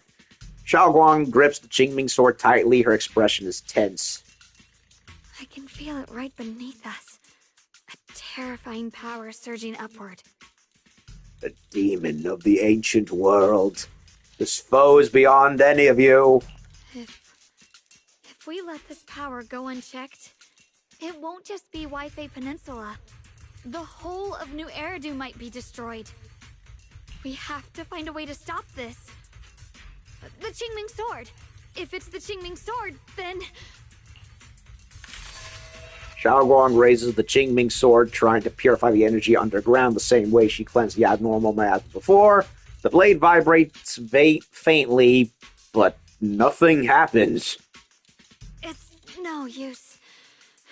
This power is far beyond anything we faced before. It feels like it's coming from something ancient, something primal. My Lord of the Rings Balrog joke ended up being accurate. Why don't... It keeps happening. I'm sorry. I keep doing it where I say a joke and then the game's plot ends up vibing directly with it. I didn't pre-watch any part of this chapter or the vast majority of the game. It's just something that happens to me. I'm afraid even the full power of the Qingming Sword won't make a difference. Don't push yourself. We'll come up with something. All right, Xiaoguang. Don't push yourself. If this power really is that strong, we'll come up with another plan. I hate when I talk as the dialogue happens. It's all right, Xiaoguang. Don't push yourself. If this power really is that strong, we'll come up with another plan. Like, maybe we could try finding a way to seal off the underground entrance. Yeah, we could, but we still have the problem of the creator brewing downstairs. You're right. If we can't actually stop the power underground, we can at least find a way to seal the mine forever. That'll keep it from spilling out. Yeah, until the pressure builds, until it explodes, and you can't keep it hidden anymore. It's going to be difficult, but if I use this giant black flower, I should be able to pull it off. I knew you wouldn't let us down, Junior. You can seal the underground entrance using that giant black flower. Exactly. I can use the Qingming Sword to channel the flower's energy, similar to how we purified the miasma anomaly. As long as this terrible power stays sealed here, Waifei shouldn't be in immediate danger for the time being. Xiaoguang steps forward, raising her hand slowly. Between her fingers glows a mysterious charm. As she moves, the Qingming Sword hums with a deep, resonant thrum. Blood is the bond, soul as the bow. Carrying the fate of all endless eras, bound by the wishes of all living beings. Qingming as the lock, the sword as the tomb. Seal! We did it? The band-aid fell off. The seal should hold for now. The rest, we'll discuss with the others once we're back. Shattered chains, chaotic souls. Hear the faint, pitiful cries of this world. Uh-oh. Creator, I beseech you. Awaken from your eternal slumber and descend upon this tainted world. You little shit. What are you doing? Sorry, everyone. You cannot stop their descent. Oh my god, he's been the bad guy the whole time. The demon horns were not just a fashion statement. What do you mean by that? It's exactly as I said. Only their awakening can serve as the ultimate answer to everything. Oh no, he's lost it. Or maybe this was the plan all along. The time has come. I will not allow you to interfere with the plan. Oh man. What plan are you talking about? There's only one plan. From the very beginning, everything I've done was for one purpose. To awaken them. Alright. This time, we're really tearing him apart for scrap metal. But if the creator awakens, all of Waifei Peninsula, all of New Eridu, will be swallowed by a hollow. It would bring about a catastrophe beyond imagination. Humans are truly adorable. You make the same mistakes again and again, and still, I forgive you. You call their revival a catastrophe. I call it salvation. Who is there? You mean the creator or multiple somebody else? Somebody else's? I don't know. Humanity has knelt before the storms and worshipped strength. Now, it simply seeks a more perfect God. Uh-huh. And they'll bless you with the greatest gift of all. Bliss without the burden of thought. If you ask me, wouldn't it be better to just kill these people? Leaving them alive is only asking for trouble. Uh-oh. He's got split personality disorder. In short, dear friends, I'll create a better world for all of you. When that time comes, you'll thank me for my judgment. Rockspring, what's going on? Has something taken control of your mind? Rockspring tenses for a moment as if something has awakened within him, and then a strange voice echoes out. Oh, are you talking about me? I didn't take control of it. We're in a perfectly equal partnership. Define we. Warning. Another independent, high-level intelligence data construct detected inside the target. Its core architecture bears a strong resemblance to a data source from the Agreement. Agreement. Like the thing that Fairy basically forced onto Wise when she basically bonded to him. Attempting to access related memory banks. Insufficient permissions. I smell the scent of my own kind. Now's not the time for you to show up. Rockspring returns to normal, his voice as calm as ever, yet beneath that calmness lies a cold, unmistakable resolve.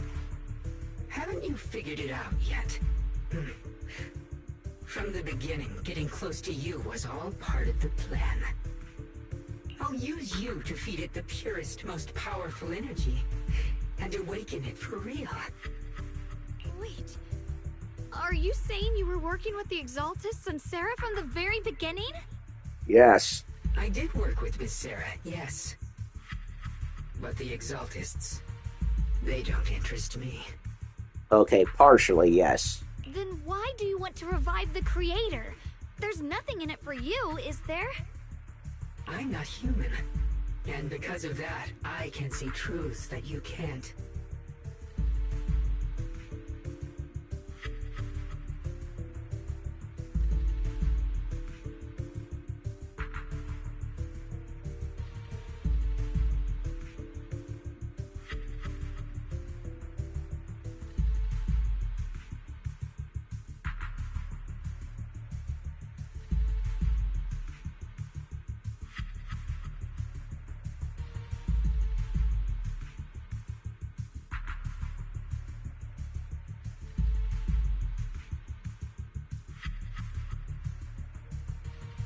Sorry, had a phone call. Let me... Then why do you want to revive the Creator? There's nothing in it for you, is there? I'm not human. And because of that, I can see truths that you can't. Huh.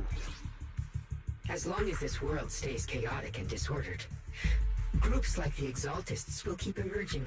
Like mold growing on something rotten. You can never completely eradicate them. Like communists. You get rid of one, another one takes its place. That's the same annoying song and dance. Because they are born from the despair of this world, just like Miss Sarah. If Miss Sarah hadn't gone through all that suffering, trapped between life and death, how could she have seen the truth behind it all? A true rebirth can only be achieved through temporary destruction. Rockspring, what are you talking about? Temporary destruction? If the Creator awakens, that's when the true despair starts. You still don't see it.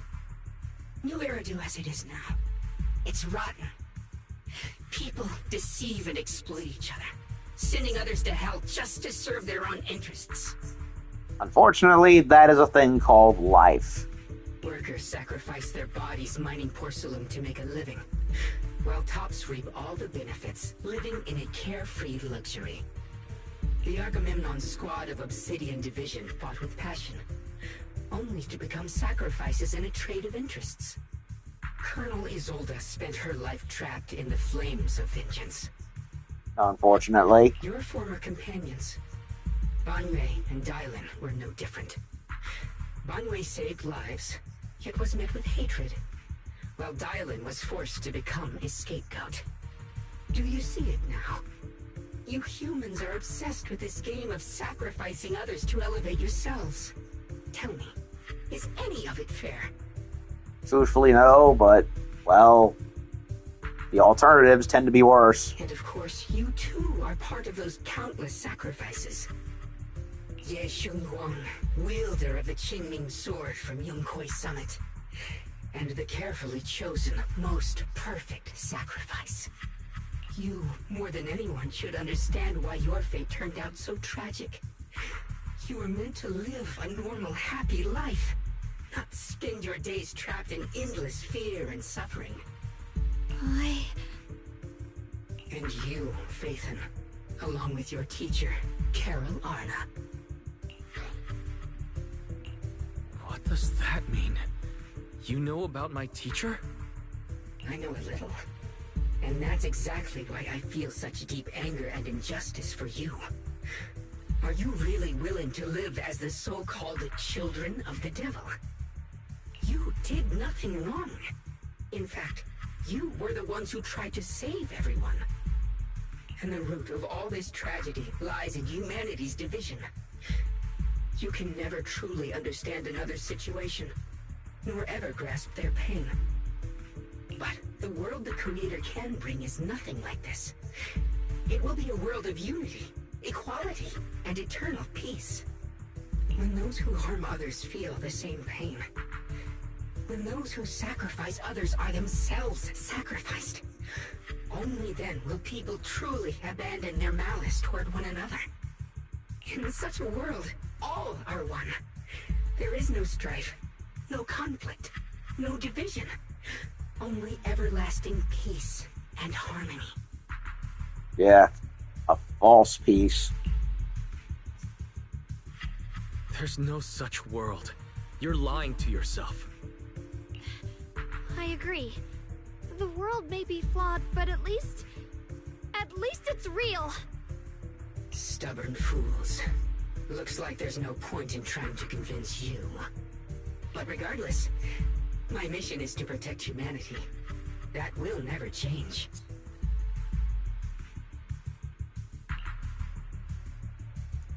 Lockspring spreads his arms as if to embrace the whole world, yet the look in his eyes sends chills down the spine. So I'll make sure to protect you all. I will erase every trace of malice and free will within you. Everything that causes only pain. Then I'll place your purified souls inside the finest crystal spheres, keeping them safe forever. So you'll never again have to face the ugliness and pain of the human world. You mean as your slave? Hell no. I'll grant all of you the greatest of rebirths. Lockspring! Get behind me, Junior. Let's take out these ethereals first. Split the light! My blade cuts down evil. My spirit soars in the sky! I can't believe Lockspring actually wants to summon the Creator. I thought only the Exaltists would try something like that. Just as you finally catch your breath, a transmission comes in from Belle. Boys, bad news. Just now, the activity in Lemnian Hollow spiked again. The Hollow, it's expanding at an accelerated rate. We've got anomalies here as well. We've got anomalies here as well. Those floating boulders we saw are spewing out miasma and ethereals. So it looks like Lemnian Hollow's instability is linked to the same power behind those giant boulders. Ishu and Shifu and the others back in Wi-Fi are still managing for the time being. Wise, please be careful. Bell says a few final words to us and tells us they'll inform Bell says a few final words to us and tells us she'll inform the other squads of the odd boulders. The situation isn't looking good. That dialogue was horribly translated.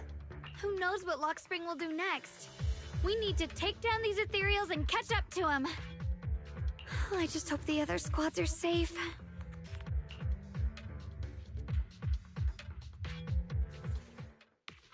At the same time, the other squads have also been contacted and are already approaching the boulders.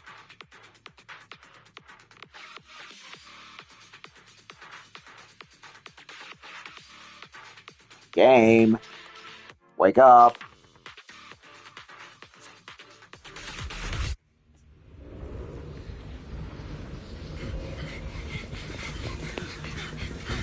Be careful, everyone. Oh, we're playing as Spook Shack, are we?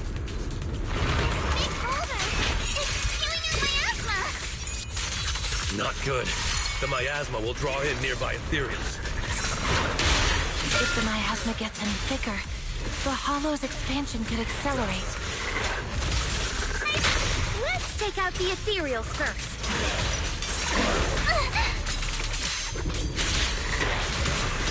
Strike in an instant. Move with the blade. No time to deal with you individually. Apologies. Here to dance. Guys, can you hear me? The miasmic ethereals on our side just keep coming. There's no way to wipe them out completely. Uh-oh. Meanwhile, with Hoshimi Miyabi, Banyue, and Dylan Squad,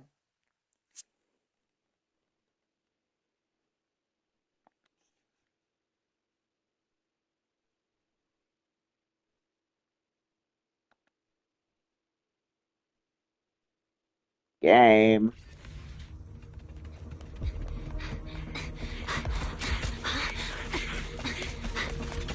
That's...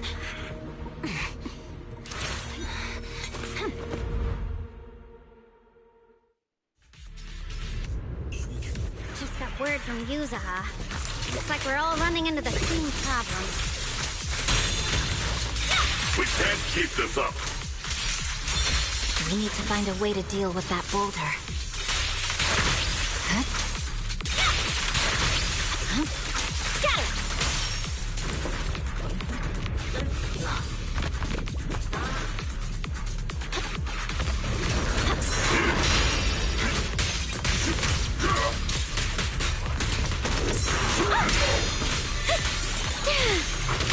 Got a few for a chat. Not this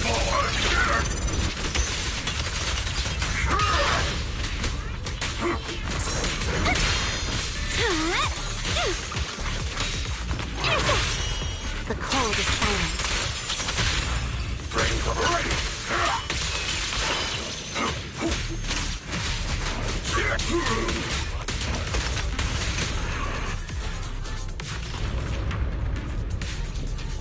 Proxy, do you copy? I suspect that the boulder might be the source of all this. I'm going to try attacking it.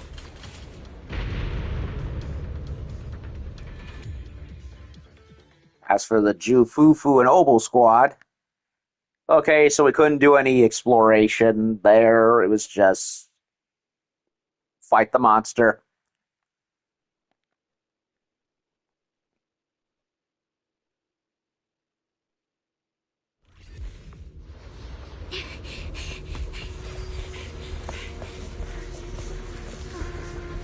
Morphe, now's not the time to get sentimental.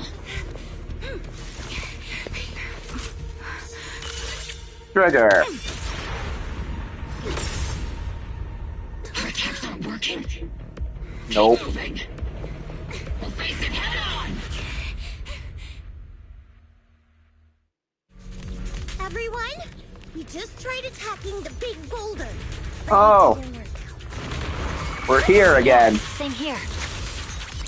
Robo Squad, focus on suppressing the surrounding ethereals first. Sustain fire! Full speed ahead, Team Senior! Sage must increase firepower.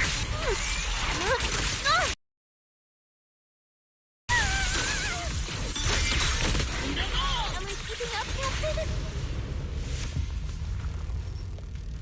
There are so many. Doesn't matter how many. We fight. What the? Surrounded by waves of miasma and ethereals, the battle reaches a deadlock just as exhaustion and pressure weigh down on everyone. A calm, familiar voice, one that should no longer exist in this world, suddenly echoes out. Soldiers, open fire! Move forward! Are you kidding me? The ghost of Isolde and the dead soldiers from before are coming to our rescue. This is a freaking Lord of the Rings moment. It's like the freaking dead coming to save our asses. Isolde, how? Am I hallucinating? My Lord of the Rings jokes ended up being even more fruitful. But I see her too. And those miasma soldiers as well. Perhaps the thick miasma around us is projecting fragments of our deepest memories. Forget it. Even if it's just an illusion. Even if your body has decayed, your soul still... What's wrong? Forgot how to fight? We'll have to clear the path ahead ourselves. I don't need you to tell me that. Isolde, Colonel of the Oval Squad. Magus, Captain of the Oval Squad. Two gazes crossing the boundaries of time and death seem to meet at this very moment. Let me see how much you've improved, old friend. That is awesome. That's like a freaking Legion of the Damned moment happening right now. Try not to let me steal the spotlight. You've gotten better, Orphe. Your aim was much more stable this time. Oh! Thanks. Magus, what's your ammunition? Don't make a rookie mistake.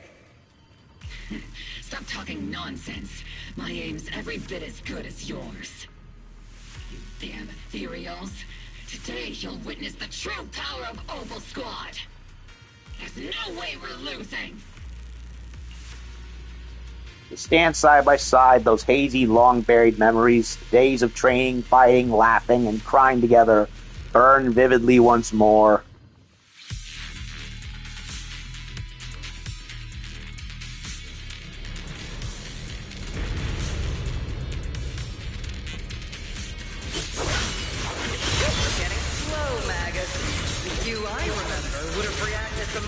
I raised my hand.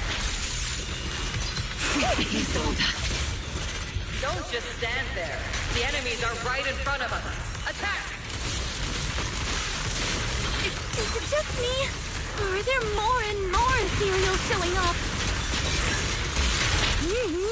And the number's growing really fast. Things are looking pretty bad if it keeps up. Stay sharp, everyone. They're just ethereals. Nothing we can't clear out.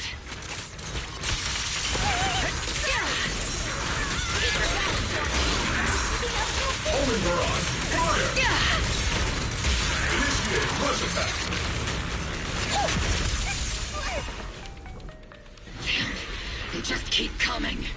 But you won't back down. You know me too well. Hold on a second. I gotta go do something. Be right back.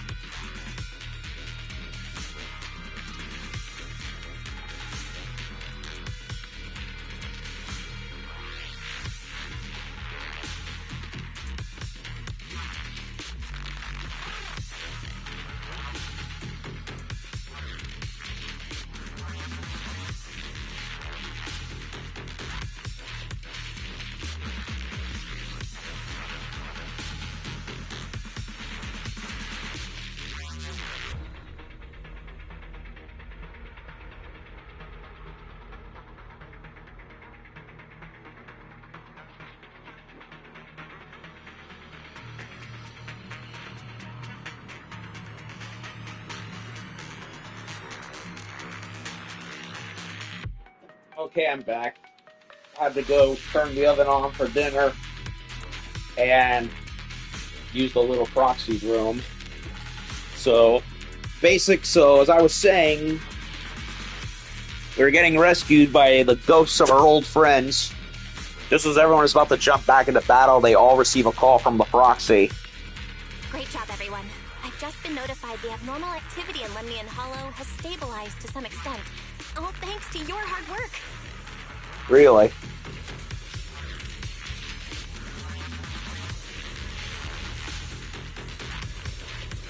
Nice image.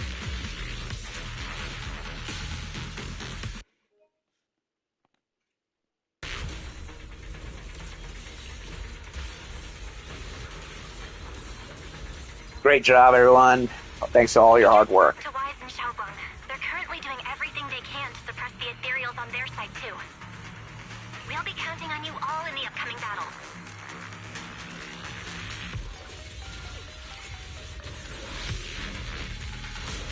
Hearing this news, the creeping exhaustion from continuous battles burns into determination.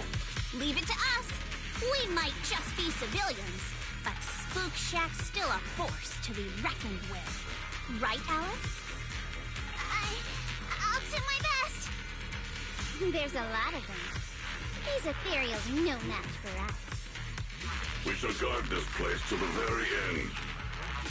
Even the toughest knot is still just a rope that can be cut.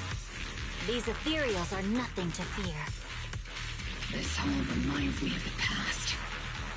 But things are different now. We fight for the future of New Eridu! That sounded real cool, Orphe. Well then, everyone, let's get ready for battle. With blazing determination, the three teams rush towards the mountain of ethereals. Yes.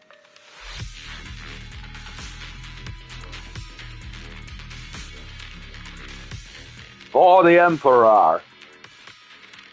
Meanwhile, on Xiaoguang and Wise's side,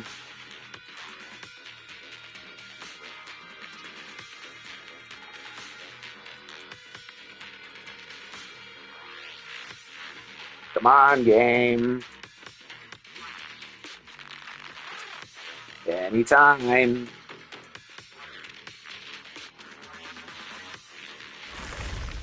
The air is thick with a nauseating stench. The sound of grinding bones and guttural growls echoes from all directions. Ethereals surge forth like a tide, pouring endlessly from the miasma seeping out of the giant boulder.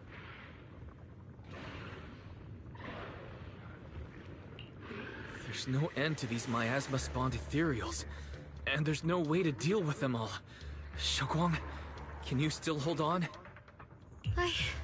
I'm okay. But if this keeps up, we might lose track of Lock Spring. We're running out of time. We're gonna have to ignore them and just run after him then. It looks like I'll have to use the power of the Qingming sword. But the Qingming sword will take its toll on you, and you've only just recovered. You can't be reckless. There must be another option. Maybe we can find a way around. There is no other path. This is the only way through. Xiaoguang keeps fighting off ethereals, though her movements are clearly growing sluggish. Just as she reaches for the Qingming sword, and you start to panic, a cold, familiar voice rings out. It is Zhao, isn't it? These mere ethereals dare to stand in my way. Zhao and Shi Yuan and Yun Kuei. Lucky break. Disciples of Yun Kuei Summit, here to assist. Brother, what are you doing here? I may still hold resentment toward Yun Kuei Summit, but with Wei Fei in danger, I can't just stand by. Besides, I can't just watch you suffer. Xiaoguang, Junior Wise, you've both fought hard. We'll take care of these vermin blocking our path. Nice. Xiao Zhao, Beelion, Ashral, everyone's here. I told you I'd catch up with you. Now where's Yi Xuan? Now, it's time to to cause some trouble. We need Yixuan to go along with Shunguang. It's only right. With Senior Ye, Zhao Zhao, and the others helping, you quickly take care of the miasmic ethereals. Thanks to everyone's help, we can finally catch our breath for a moment. But if you're all here, is everything alright back at Phylum Heights? Don't worry. Ishwin Shifu is holding things down there, along with the other disciples. She said no matter what, she won't let the Hollow's expansion harm a single civilian. From what I know, this floating boulder constantly releases miasma and ethereals, so things won't stay peaceful for long. Xiaoguang, I know you have your own mission. Go, and do what only you can do. Aww. Leave the boulder to us. Thank you, brother. I'm coming with you. But, Xiao Zhao, things will only get more dangerous from here on. That just means you'll need my help even more, right? Right. Then we'll be counting on you. Then we'll be counting on you, Xiao Zhao. Don't mention it. Let's go. No matter what lies ahead, no matter what the Creator really is, we'll face it together. Okay, then. Hold on a second.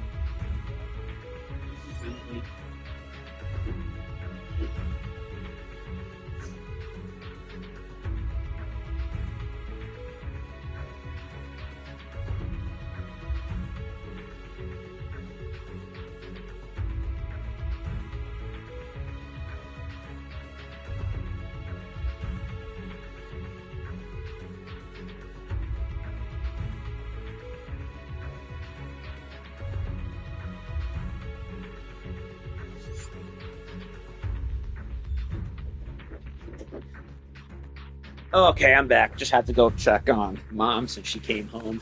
And good God, I got new freaking light bulbs in my lamp, and it's overly bright. I'm turning it off in favor of the smaller one. Okay, you enter the mine with Xiao Guang and Xiao Zhao. So yeah, Xiao is a term of endearment. By the way, when Xiao Zhao showed up out of nowhere just now, it was like our savior descending from the heavens. So cool. That's such a weird way to describe it. Xiaoguang's right. Welcome back. Honestly, kind of a shame that we don't have Yixuan with us.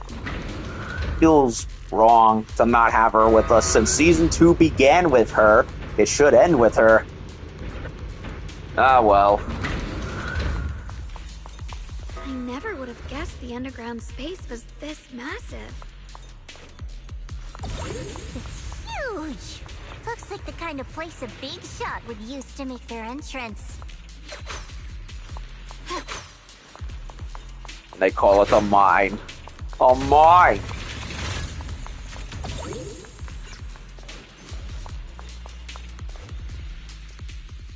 Warrant. The following defectors have been listed as top priority fugitives. Former captain of the 2nd Guard, Leonid Antonov, head of Plant 1, Yulia Goryasheva,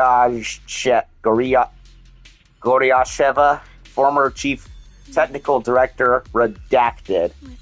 That's supposed to be Sunbringer or somebody else.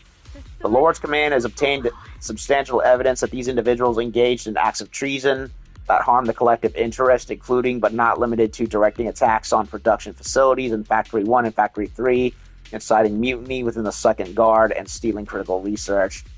Anyone with information regarding wanted individuals or other defectors must immediately contact the Lord's Command or any nearby First Guard personnel. Substantial rewards will be granted for providing actionable intelligence. Those who privately contact or assist wanted individuals will be treated as defectors themselves. No director. Wait. What if it isn't Sunbreaker and it's somebody? What if it isn't Sunbringer and it's somebody else? Lockspring? Maybe. Or it could be somebody else that we don't know about entirely.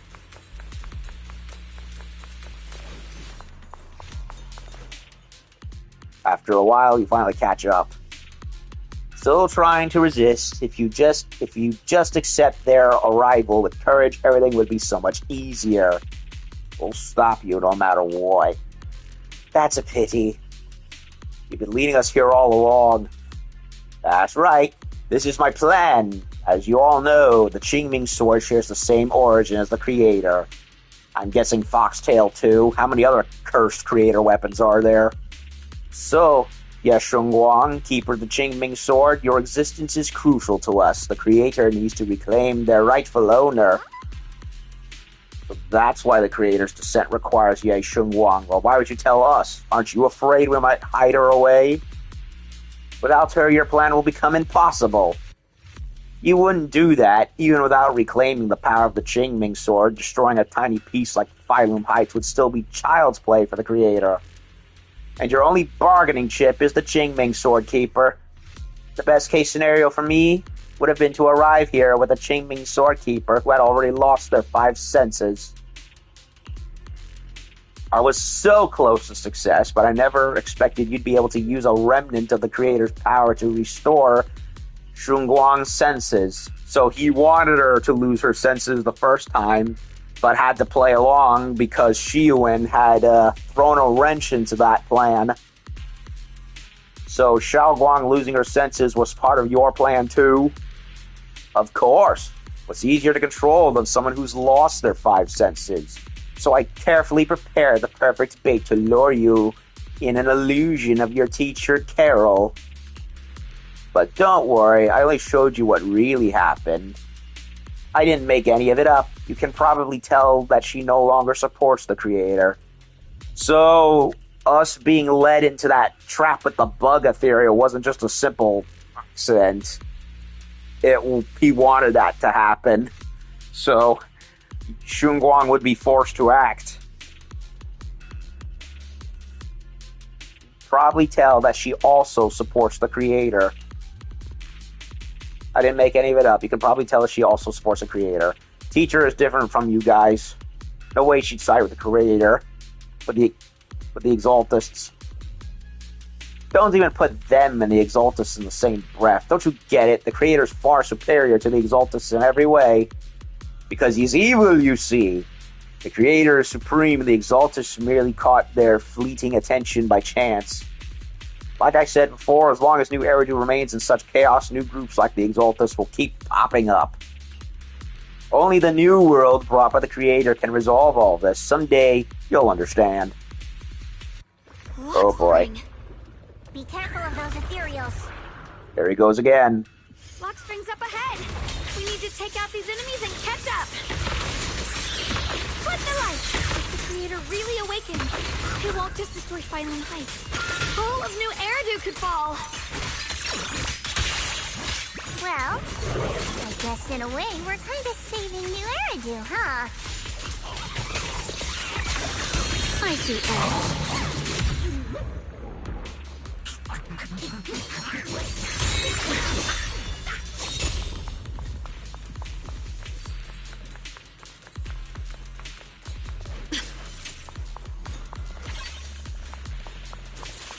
More stuff.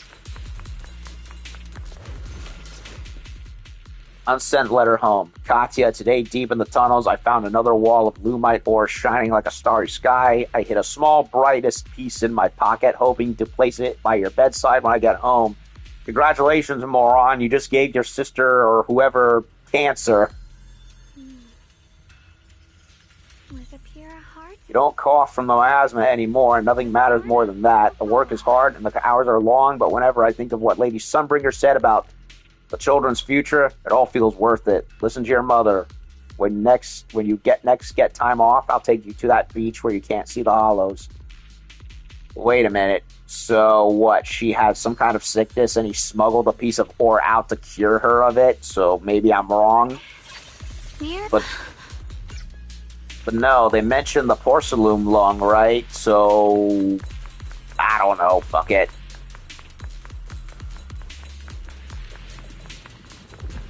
These tunnels are so twisty. We need a plan to figure out which way's correct. I can feel it. The Qingming sword is resonating with something here. The denser the miasma, the closer we are to the right place. Why didn't you stop Lady Sunbringer? Because she said she'd take care of it. She'd calm the hollow down. No matter how strong she is, how could she deal with the hollow on her own? Don't tell me you actually buy their nonsense. That she caused the disaster? No, I don't. So, some are saying she caused it, others saying she tried to. It was something else entirely. You know what? Until we meet the lady herself, or what remains of her, we won't really know the full truth, now will we?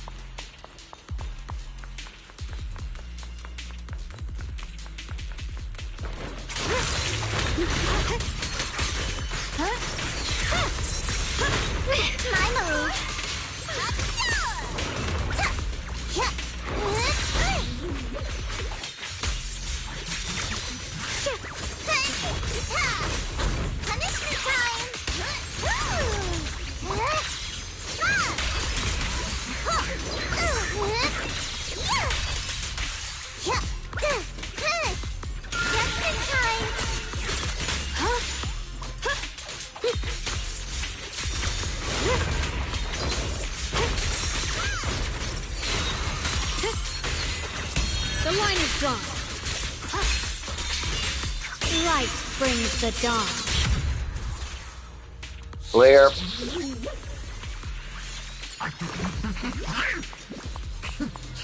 Okay, we got an echo. Such a large piece of blue my ore. Just touching it gives me a sense of comfort. How'd you even find these stones? What, you thought they looked nice and dug one up to keep? My mom says Lady Sunbringer came to our first camp with a shiny piece of porcelain. She used medicine made from porcelain powder to heal a few people who suffered from corruption, and then she was instantly treated by the Lord as an honored guest. And then, we followed both the Lord and Lady Sunbringer to reach the present day. With a pure heart?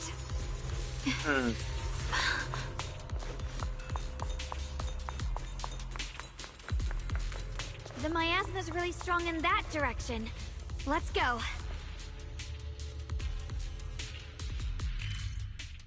Okay, so we got everything down here, right? So, nope, there's more. Some more stuff. Oh, that looks ominous.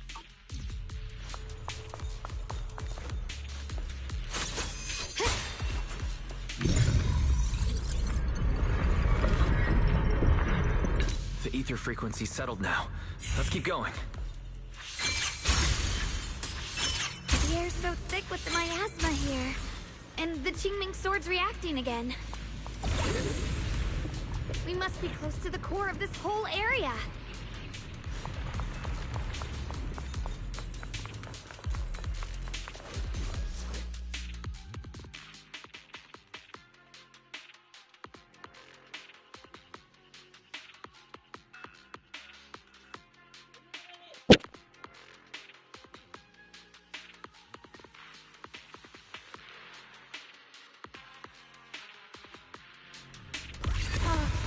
Whoa!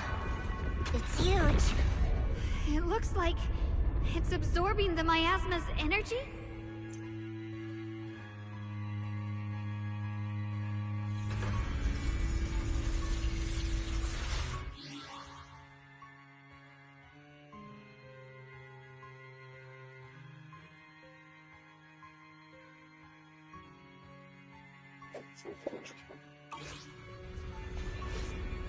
Oh boy. So, hold on a second. Let me rewatch that because Mom.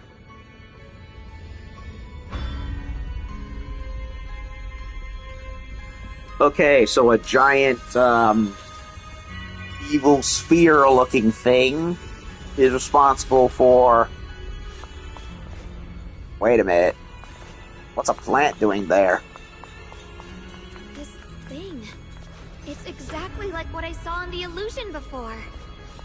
Tree roots. Whatever's inside must be that so-called creator. We need to move in and take a closer look. We can't let whatever's inside get out.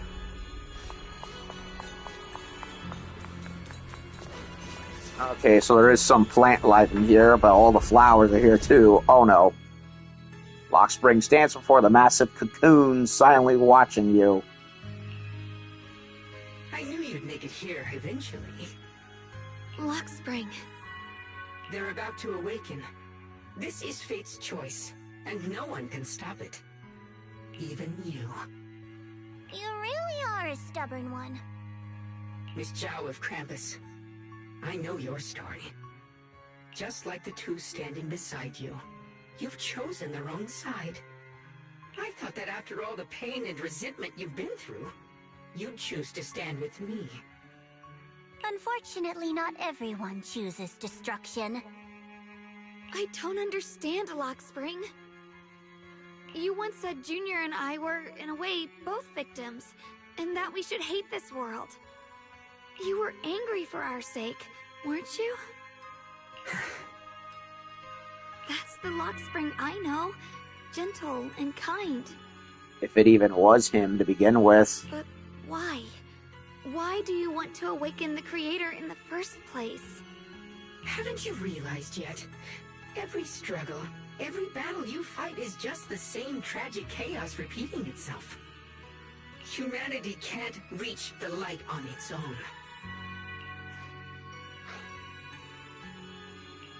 What are you talking about? Humanity's future should be decided by humanity itself. I used to believe that. As you're all aware, I was created to protect humanity. Lock Spring's posture remains composed, yet in his eyes there's a flicker of something complex, almost a trace of pitying compassion. When Lady Sunbringer created me, she embedded an absolute unbreakable command deep within my core registry. A high firepower combat bang boom must never point its gun at unarmed humans. Ah, so it used to be bigger. I once saw it as an honor and lived by it as my guiding principle. Until that day. Lock Spring's gaze grows distant, and it feels as though his words pull everyone back to the moment when the catastrophe began. The city burns beneath the leaden sky, surrounded by ruins and cries of despair. Lock Spring follows his master, a man whose face is twisted by hunger and fear. So not Sunbringer, somebody else. Quick, Lockspring! That woman has the last can of food. Grab it now. Ahead, a frail woman clutches a can tightly. It's the only food for the crying baby in her arms. She stares at Lock Spring in terror, backing away step by step.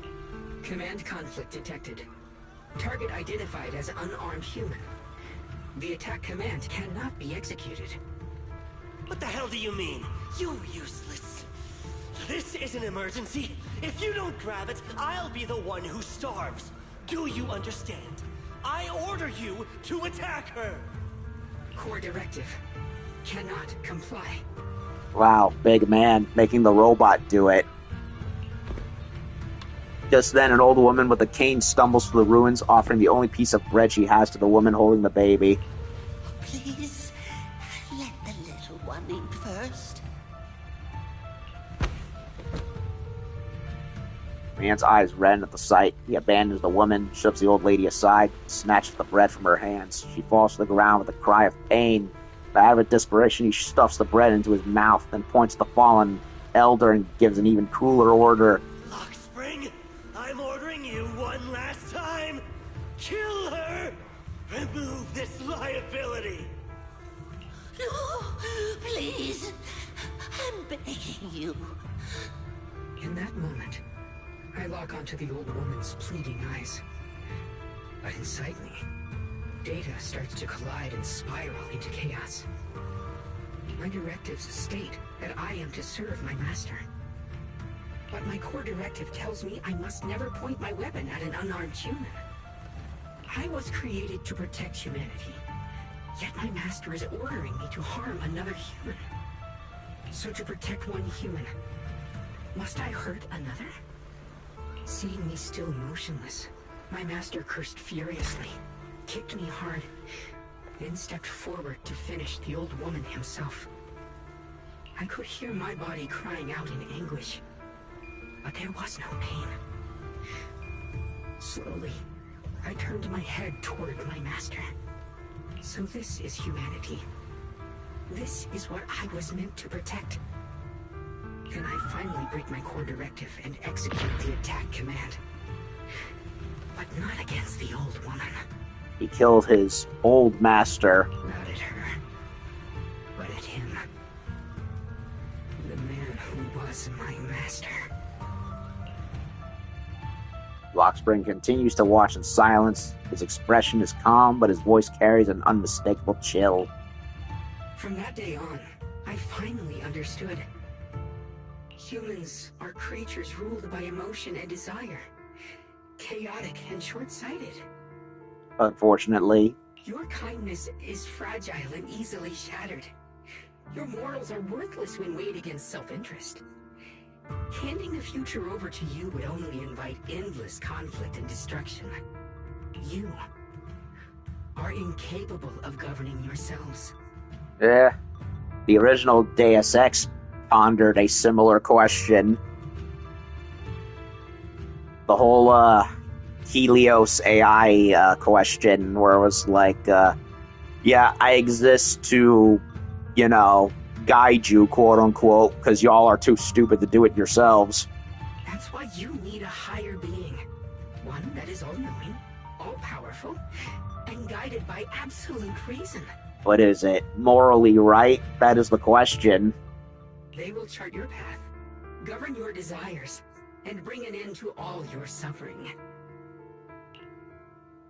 Lockspring smiles softly, his eyes filled with pity and gentleness. In the new world governed by them, we won't need to sacrifice some to save others, or offer anyone up to protect someone else. There will be no Qingming Swordkeeper, no deceit to force someone to bear blame or consequence, no hidden truths or stigmas, no oppression of the weak, and no worship of the strong. That is the reason I chose to call upon their descent. Only then can my mission be truly fulfilled. It will be the most fundamental and eternal form of protection. That sounds like pure delusion. You'll understand soon enough. This is no fantasy. It is a perfect reality. Lockspring, I understand your disappointment in humanity, but you can't focus on only the darkness within people. I once felt the same as you, hating and fearing the ugliness within my own heart. I thought it was selfish and vile. But now I understand that good and evil, light and darkness, are simply parts of human nature. And for those of us struggling through the mud, it's because we've seen the darkness that we fight to reach for even the smallest glimmer of light. Because without evil, good loses its meaning. Without darkness, there can be no light. There is balance in the universe.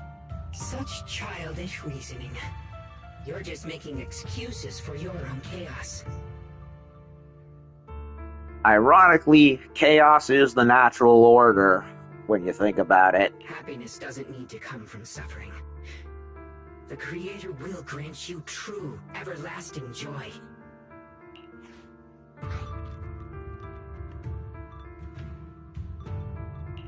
But what the Creator brings isn't salvation.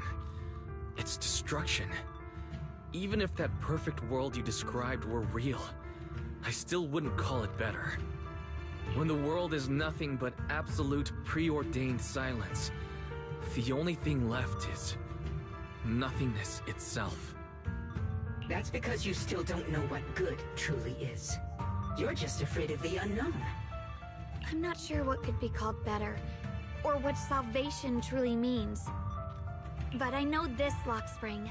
You have no right to take away our freedom to choose. Even if your choices only bring you pain. Even if everything we do is a mistake, we still have the right to make those mistakes, don't we? If you take that away, you're also taking away our chance to grow and become better. Lady Sunbringer created you so that you could protect humanity.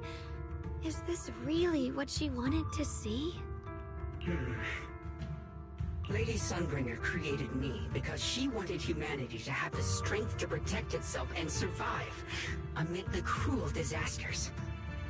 But humanity turned that power upon itself for its own gain. It's unforgivable. Absolutely unforgivable. No one ever asked for your forgiveness. You're the one who's been trapped in the past, unable to move on. What? Placing your hopes on some mysterious creator to change everything is just as ridiculous as dreaming of a savior descending from the heavens. Just like how I once naively believed in equivalent exchange, seeking a sense of security from the approval of others. You despise the ugliness of humankind, so you want to wipe it out. You can't accept your own powerlessness, so you seek to create a new world where your existence feels useful. But if you can't even face yourself, how could you ever truly see others? Or the world around you?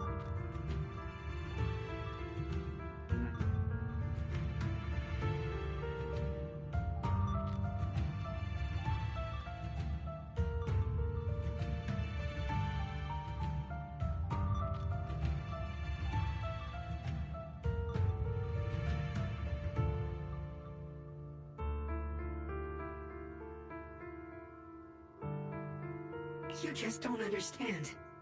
My choice is the purest, most genuine protection there is. And just what is it that you want to protect, Lockspring? Is it merely the concept of humanity? You said people are obsessed with the game of sacrificing others to elevate themselves. But how is what you're doing any different? You've chosen to sacrifice everyone's lives and free will in exchange for the protection and peace you think the Creator offers. No, I'm not like them.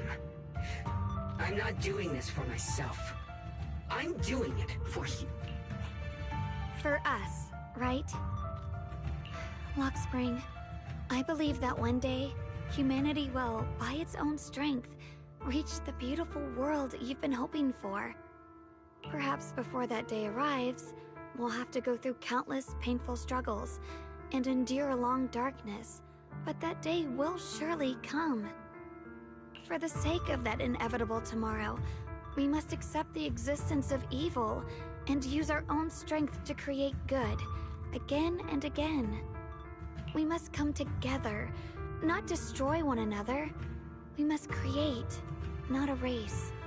But in the future promised by the Creator, there is nothing at all. Why have you two made the same choice as my Creator? I don't understand it. I just don't! Creator? You mean Sunbringer? So she didn't actually submit to the Creator? Okay. No! Even after being misunderstood and treated as an enemy, she still chose to forgive. To love. So she never did she wasn't the first Exaltist? Or at least she got the... okay. So something did happen. Sunbringer was a good person, but something happened in her inner circle that caused this disaster, and she got blamed for it. But I won't allow it. I won't let you make peace with such a foolish world. And after all, we saw a name redacted in that file twice now. So somebody else is responsible for the disaster that happened, and it may likely have not been Sunbringer. So that's a mystery we're probably going to figure out eventually. Yeah, this is definitely the lead into Season 3. The mystery of Lady Sunbringer and what happened, and then how it all ties into the AIs, probably. Lockspring, you're not a cold, lifeless machine. I know that, just like us, you already have a life and a heart. That means you've also come to know pain. Everything you're doing now isn't to protect humanity. It's to escape the pain you once witnessed. The pain you couldn't bear. I've run away many times myself, so I know what that feels like. But that's not a choice. It's surrender. It's handing over your own fate and everyone else's to some unknown being. Lockspring, I know it hurts, but now let's choose to face it together, all right? There's no other path left to take. You choose to create light, while I choose to bury the pain.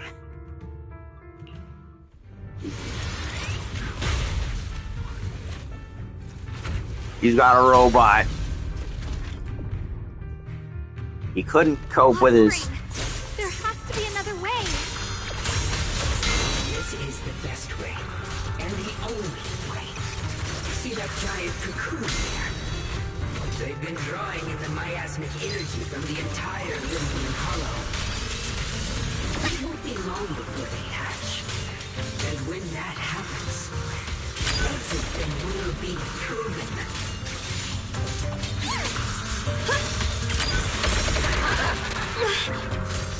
He could not live with his own weakness, and so he's taking it out on everybody else. Destruction is the price of eternity. Watch closely. This is the real deal. I see edge. What the heavens?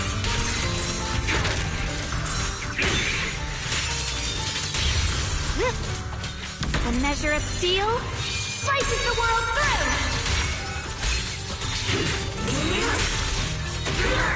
Frost glistens. The Qingming's might rends the heavens.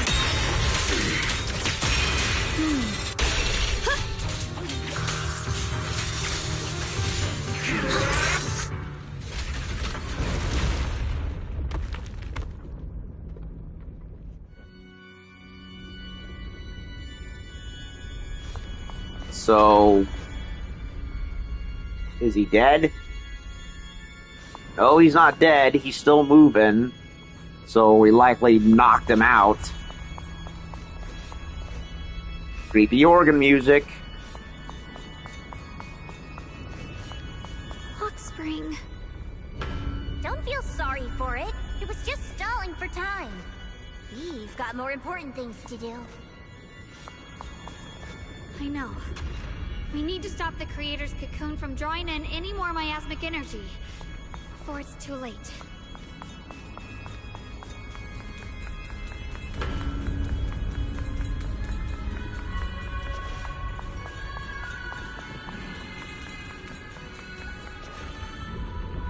Oh no!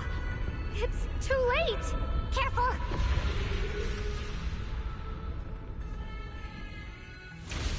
Massive cocoon pulsing like a heart finally loses its glow as the last trace of energy is completely absorbed. Countless cracks spread across its surface and thick, inky black mist pours out, carrying a soul-chilling whisper as it rapidly billows in all directions. What's wrong? Are you feeling unwell again? I'm fine. It's just... the Qingming sword seems to be reacting to this thing. Could this thing have intensified the effects of the Qingming sword? We need to find a way to stop it. We can't let it spread any further. Stop pushing yourself. Look at you. You can barely stand. How are you supposed to stop anything like that? She's right, Xiaoguang. You should rest for now. Xiaoguang gently pushes away Zhao's supporting hand and looks at you. A strangely calm smile appears on her face. There isn't time. Look, it doesn't have a physical form. Dylan also said before that our attacks are completely useless against this black mist. And it's searching for something. Searching? For what? Xiaoguang doesn't answer. She simply raises her hand and gently runs her fingers over the Qingming sword. Junior, Xiao Zhao, thank you for coming this far with me. Uh-oh, what are you gonna do? What do you mean by that? Xiaoguang turns around and looks over deeply, a faint smile resting on her lips. In her clear eyes, there's no fear or confusion, only an indescribable gentleness and quiet sense of peace. I just want to do what I should have done long ago. I'm going to have that osmanthus cake I love, even though it always makes my stomach hurt. What are you doing? No, don't go. The ever-expanding black mist suddenly seems to find its target, turning into a massive torrent of darkness that surges towards Xiaoguang with a force that can devour everything. It needs a host. But wait, didn't it choose Sarah? Watch out!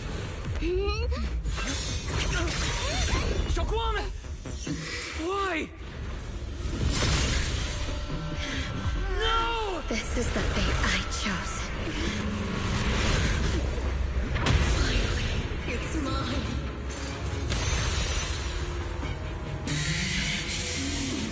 I'm the perfect vessel for your descent!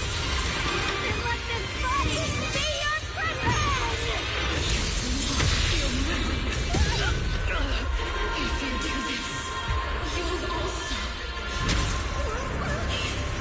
Come with me. To oblivion!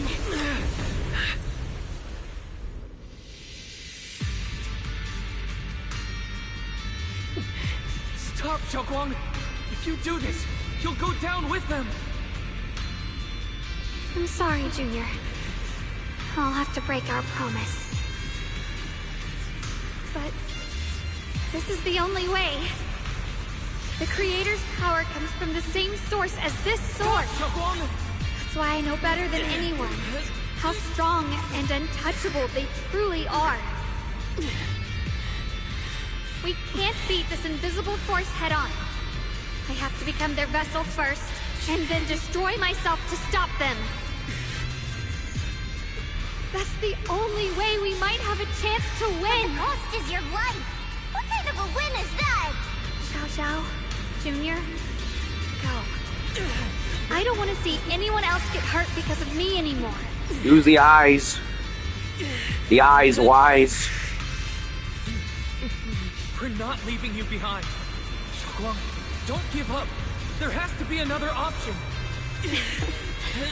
I'm not giving up. I'm only protecting the things that matter more than my life. For everyone in Phylum Heights, for my friends, and for you. Don't! Junior, please, be happy for me. I've never felt more alive than I do right now.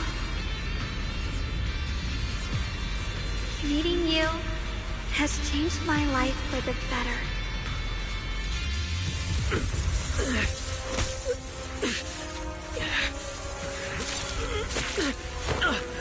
There has to be another way. This is the same as...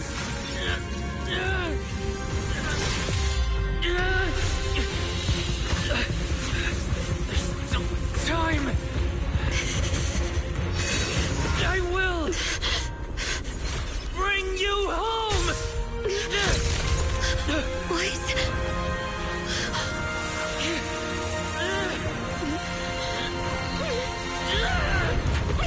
See?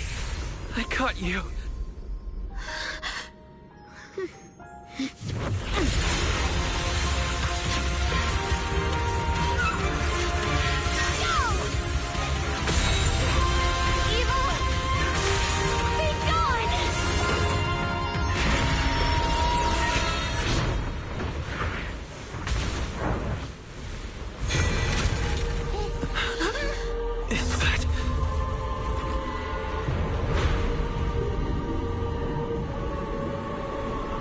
Oh dear.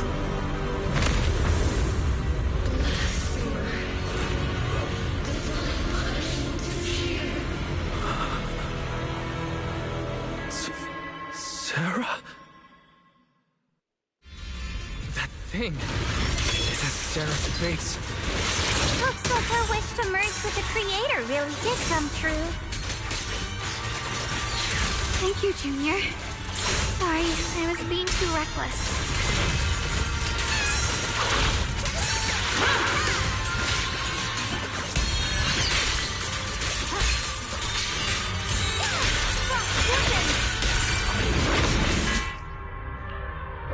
Some enemies can use control skills during combat that ignore invulnerable effects. While a control skill is being executed, there will be no flash warning. The first hit of a control skill cannot be blocked or parried. When it hits or is dodged by an agent, it enters a special vital view state where the enemy will continue to launch multiple attacks. Agents can counter subsequent attacks using defensive assist or evasion assist. If you successfully counter all of an enemy's skills during vital view, when the agent's subsequent skills hit the enemy again, it will inflict a shutdown effect, dealing massive damage and accumulating considerable days. When successfully countering the final attack of a control skill with a perfect dodge or evasion assist, it will additionally trigger a precise counter effect, restoring decimals for the active character. During control skills, agents cannot trigger an ultimate. Additionally, during each enemy attack, you can only switch agents once, and each agent can only dodge once. Oh, come on!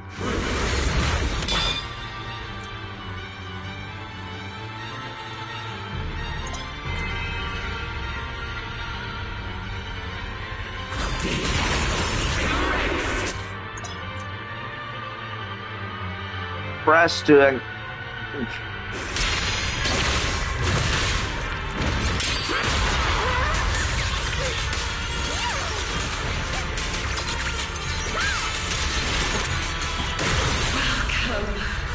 To the realm beyond the world. Stop your futile resistance. Endless strife and pain were never meant to be your fate. It grants you true happiness. The right to decide what happiness means will always be ours alone!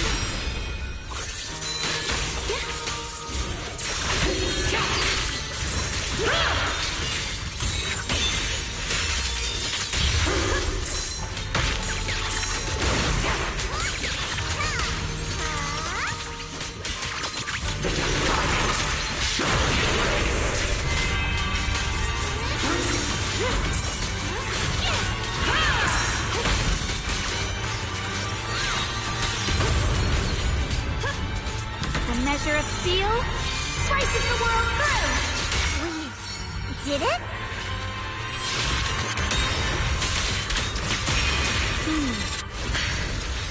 Humans. Hopelessly foolish creatures.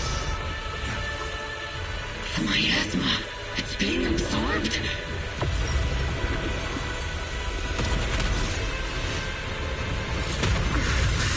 What is this?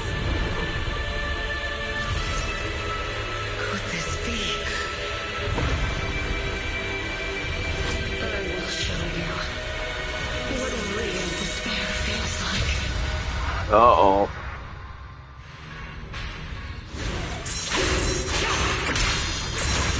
How did she get so much stronger all of a sudden? At this rate, we won't last much longer. No matter what, we have to hold on. Watch closely. This is the real deal.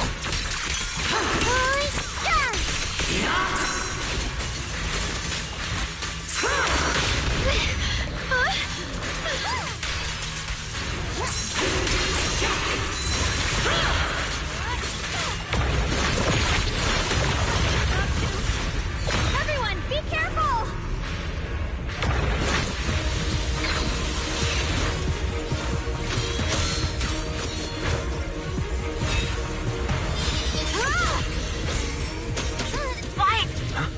I just got word from Magus. They're attacking the floating boulder that's powering the creator. This could work. You've got to hang in there. Just a little longer. I've had enough of this damn rock! Soldiers, increase firepower!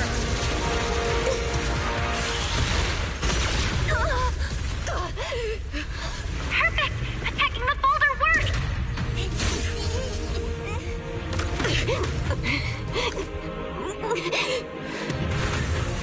Before the well of humankind, even the divine shall crumble. All squads are doing their best to destroy the boulders. You guys, you have to hold on.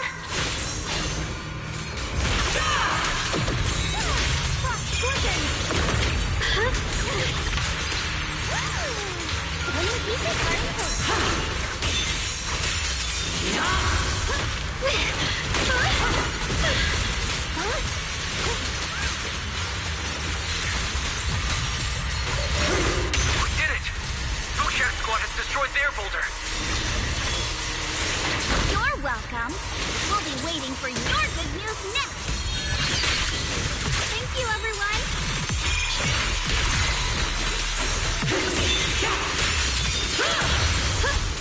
Miyabi and Senior Yes sides made it too. That's all of them. The boulders are destroyed. No matter how imperfect this world is, it's still worth saving. Our mission's done. The rest is up to you now, heroes. This battle was never ours alone. It's the strength and will of everyone that has carried us this far. Everyone, just a bit more. We're so close. Closing arc.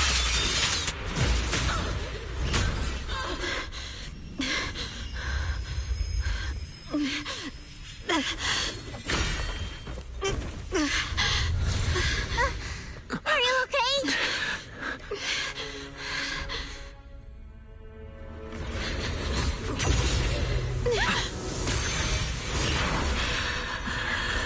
They're absorbing the Qingming Sword's power. Only by truly mastering the power of the sword can I execute them. Don't tell me you're planning to use the Qingming Sword again! Thank you, Wise. But I won't hesitate anymore. Even if I'm destined to forget, I'll keep trying to remember, again and again. Even when trembling with fear, I will still stand in front of my friends. Even if I fall 1,000 times, I'll crawl up and fight again. That's the power that pulls people back from the abyss over and over again. We never needed gods. All we needed were our own hands to hold on and lift each other up.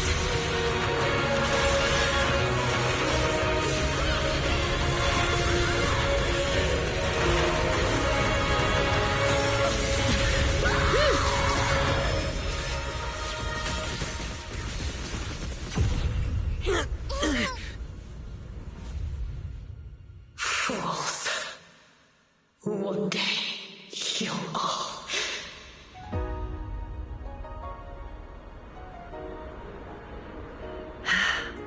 It's finally done.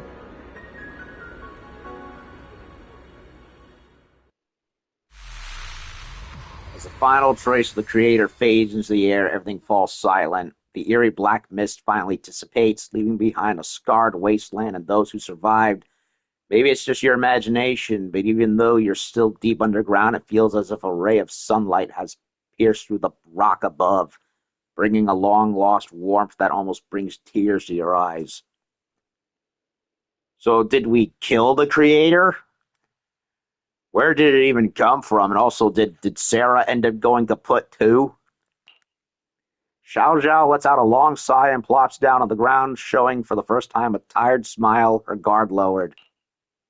It's finally over. Any longer, and I would have thought I'd never see the sun again.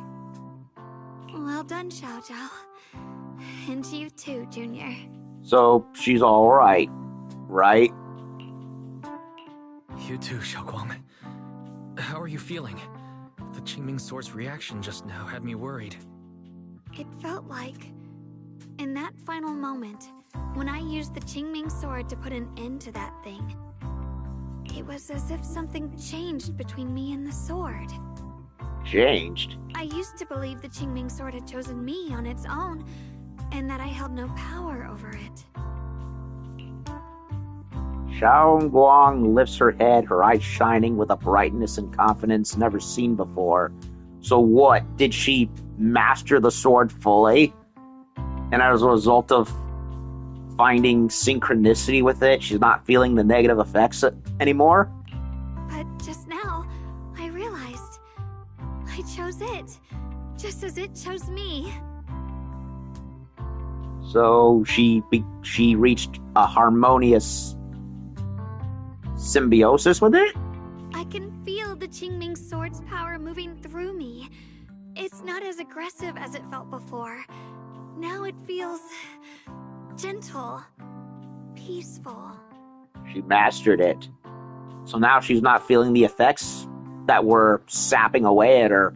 She basically was like, yeah, subdued it through sheer willpower and embraced it, and now the sword's like, okay, fine. Fine, have it your way. Perhaps you're more in tune with the Qingming Sword now. If that's true, then its effects. I know. They're likely still there, and could appear again at any moment. Oh, come on. But it feels like only now have I truly mastered this sword, along with the will and strength of countless sword keepers across the ages. Well, worst comes to worst, we still have the Allspark and Shuyuan to give it a headache so that way it can leave Xiaoguang alone. I'm not fighting alone. From within this sword, many others are fighting beside me. Yet earlier you were planning on handling it all yourself. But you were going to sacrifice yourself to end it all. Xiaoguang, that was way too reckless. You don't know how much I... Looking into Xiaoguang's clear eyes filled with quiet apology, your words of reproach ultimately remain unspoken. Now kiss her, you fool! I'm sorry. I made you worry again. Wife up the fox girl already, ding dong! You know, when I sealed the creator just now, it felt as though I had fallen into an endless dream. In the dream, I was surrounded by boundless darkness.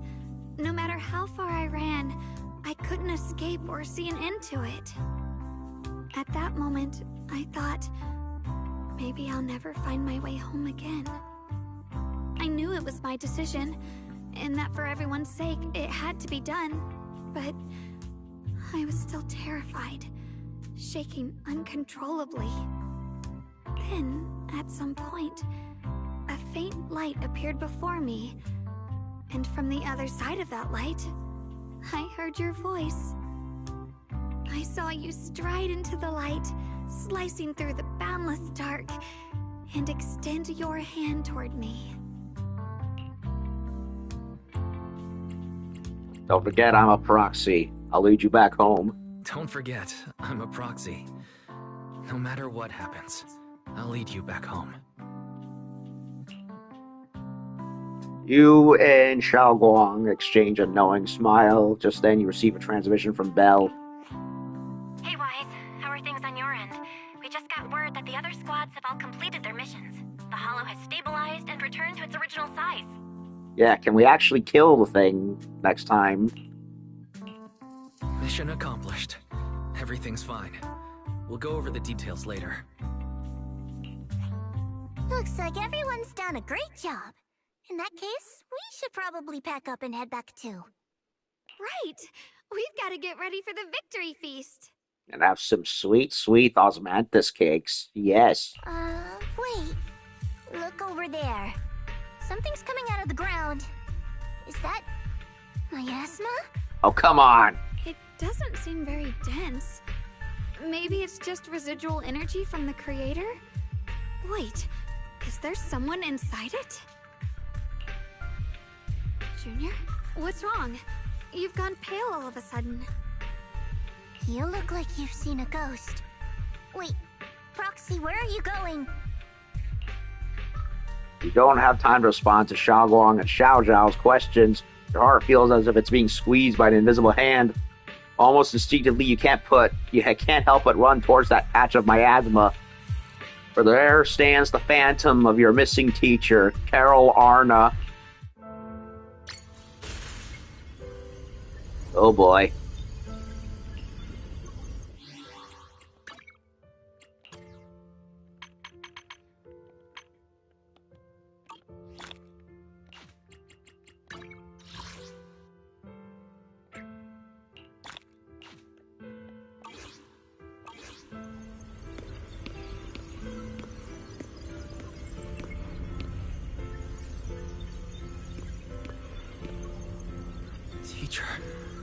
Teacher!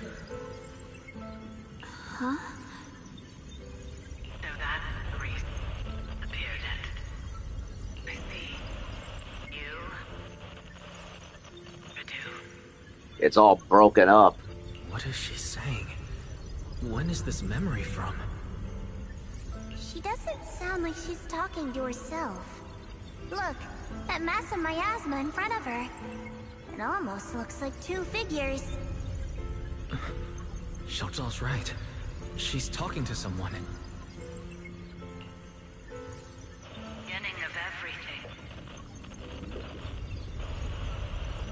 Endless possibilities.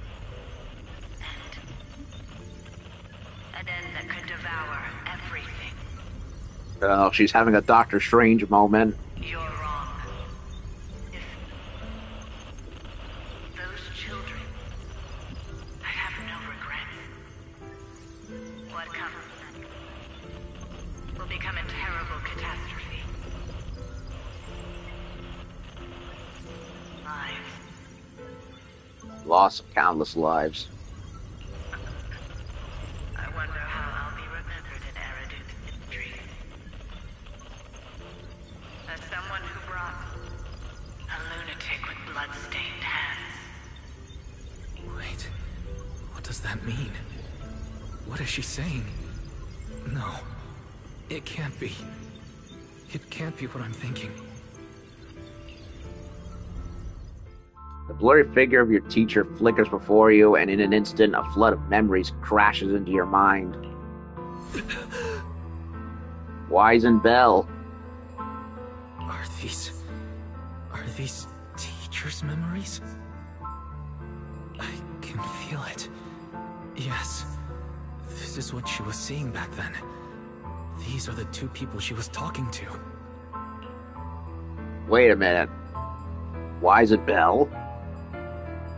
What the hell? Who are they? And that intense aura. Is it ether? Yeah, it says Wise and Bell. It looks like Wise and Bell. Was she talking to them? Yeah, how is that possible?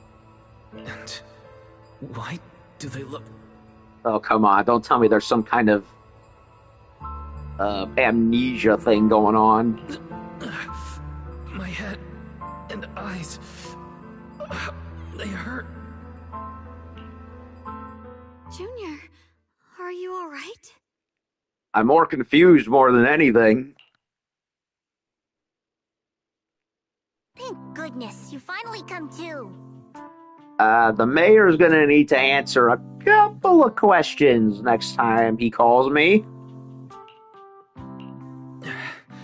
Sorry. What happened to me just now? Oh, you saw a vision of you and your sister through the memory remains of Carol Arna, and apparently it's who it was you two she was talking to before that disaster happened, and something or other. I have no freaking idea. When the miasma cleared, you suddenly froze in place, totally unresponsive no matter what we tried. Are you alright? I'm fine. I was just caught off guard. Those images I saw of our teacher's memory. I should discuss this with Belle when we get back. There's no reason to add to everyone's worries right now. That illusion was the same as before, of your teacher, Carol. What she said. It sounded like she was admitting she had something to do with the fall of the old capital. Belle and I have always believed our teacher was wrongly accused.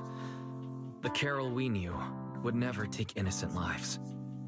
But the disaster she spoke of, the loss of countless lives, and she said she's... I think you're better off not dwelling on it for now. Then there's the whole mystery of Lady Sunbringer, so... yeah, we got a big mystery to solve. We only saw a fragment of a memory. It doesn't necessarily mean anything. The truth often lies much deeper than we think. Exactly. Sure, some of what we heard sounded meaningful, but from where I stand, the sins behind them may not be any greater than the idle gossip at a Top's cocktail party. Even today, the city has never revealed the specifics behind how the fall of the old capital happened, claiming it relates to classified intel. All they've done is list a couple of perpetrators, Carol Arna among them. That means things are nowhere near as simple as they seem, right? Right. It's never that simple. You're right. In any case, it's not safe to stay here. We should head back. In a remote, deep underground corner, Lockspring lies on the cold ground, his sensors flickering weakly. The only way to end suffering is through absolute order. Humanity must be controlled. He murmurs those words, but his voice has lost its former resolve, filled instead with doubt and confusion, like a devout believer questioning, for the first time, the truth he has followed all his life. Everything he just witnessed still echoes in his mind. That frail girl, burned with the cruelest fate, still staggered to her feet, lifting her sword to stand before everyone. The proxy, who had suffered the same injustices, and the Krampus judge, who had never known kindness from fate. None of them harbored resentment or hatred towards the world. Instead, they held each other up, steady and unwavering. They made their own fate. The courage to forget and start over again. The resolve to choose sacrifice, even in the face of fear. The will to keep moving forward, even when knowing the abyss lies just ahead. And even when it means losing everything. To raise the blade toward the void, without hesitation. Lockspring slowly blinks, and the flickering light of his sensors finally steadies. These struggles I once deemed meaningless are the true essence of life itself. So behind all the strife, the conflicts, the betrayals and ugliness I've witnessed, there was something entirely different hidden all along. Have humans always been such powerful beings? How disappointing. I thought you'd win. Can't believe you ended up like this. Back then, when I was on the verge of shutting down completely, It was you that appeared out of nowhere and told me about the Creator and the Exaltists, giving me a sense of direction. That's right. Oh, what's the matter? Don't tell me you're trying to shift the blame now. Saying I'm the one who led you astray? No, quite the opposite.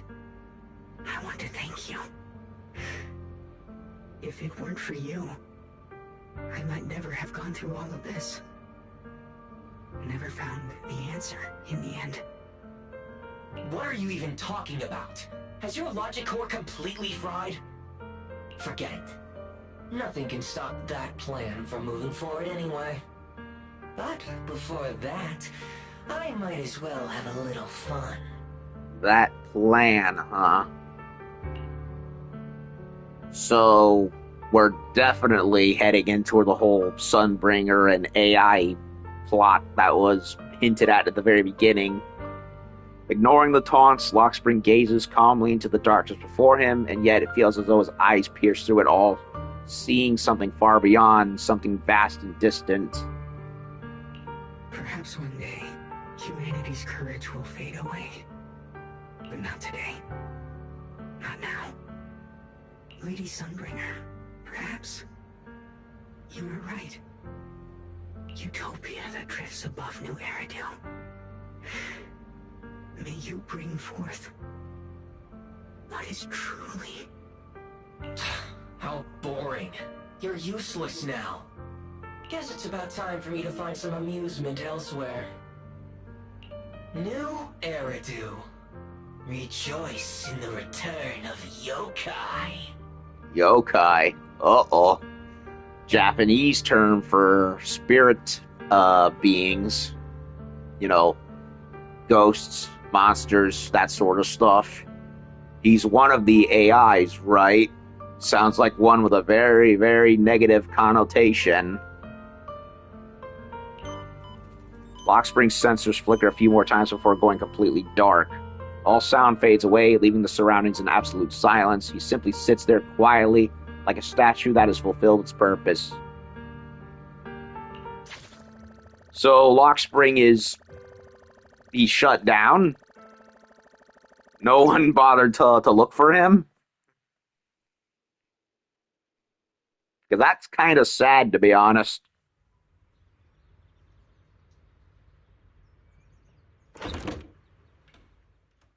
Together with Xiaoguang and Xiao Zhao, you return to Phylum Heights. The peaceful cityscape that you haven't seen in a while brings a feeling as if a lifetime has passed. Now that everything's been resolved, it's about time I head back and report in. Zhao turns around, seemingly ready to leave right away, but after taking just a few steps, she stops. She stands there in silence for a moment, like she's going through some inner struggle. She finally turns back, avoiding your gaze for the first time. Proxy and Ye Shunguang, thank you. Huh? We should be the ones thanking you. If it weren't for you holding off those TOPS agents earlier, we would have been in real trouble. The whole mess started because of me. I just cleaned up after my own mistakes, that's all. Xiao Zhao, what about your mission? Speaking of which, Xiao Zhao, what about your mission to seize the Qingming sword? Oh, that's right! That mission came directly from TOPS! Wait, Xiao Zhao, aren't you the holder of the unbeaten legend of Krampus? Well, someone's got to lose somehow at some point. If you can't complete that mission, your record will... Record schmeckard. It'll be fine. What to do? Maybe we could pretend to hand over the Qingming sword? You don't have to. What comes next has nothing to do with you guys. Just like you said before, this is my own choice. Yes. No matter what, I'll support your decision. But if there's anything we can help with, please let us know. After all, we've been through life and death together. Alright, I promise. I still can't believe that if they went back the way they came, did they not even bother to see if they could salvage lock spring? Or did he crawl away into a corner somewhere and no one could find him? I don't know. So he realized his mistake, but he had another AI in his brain. So remember when I kept questioning when they would circle back to the AI plot point that was hinted at literally within the first hour of season 1? Well, it seems that they've been holding out on us for a reason. They were intending to get to it, obviously. I just didn't know the when of when they were going to get to it. And apparently one of them is named Yokai and seems to have a bit of a chip on his shoulder. So we seem to have sealed back the creator, or purged it, or something, and Sarah's a permagon, possibly, unless she somehow managed to survive. I don't freaking know. I'm still surprised the ghost of Isolde and those soldiers even had a will left to fight again. So it makes me wonder, is there some kind of spiritual boundary going on that's been broken? Can these characters somehow be brought back to life? I don't know. It's all kind of fresh in my mind. Xiao Zhao and Xiao Guang exchange a smile. Just then, two familiar figures appear. Well, we know the AI stuff was definitely coming confirmed to come back now. But now we have this whole Lady Sunbringer plot point, and of course, Tops, well, we were going to get to them eventually, weren't we? It was only a matter of time. Senior Zhao, what a coincidence. You're here too. Hello, Dylan. Things at Phylum Heights have wrapped up. We were just about to head back to Krampus. In that case, let's head back together. Oh, right. Senior Zhao, just remembered you helped me a lot during the last mission, and I still haven't repaid the favor. So, what would you like me to do? Anything's fine. Oh, you don't need to repay me. Huh? The ever-equivalent exchange, Senior Zhao actually said that? You're not an imposter, are you? Nope, she's just doing you a solid. Shut up! We're companions, and between companions, it's not all about transactions. I loved how she said it. Shut up. You're adorable when you're so shy. Don't worry, as payback, I'll keep your little secrets safe. Like how you actually like to eat. Shut up and get moving. I definitely need to save up for Dylan when she comes back, because I feel guilty for having skipped her.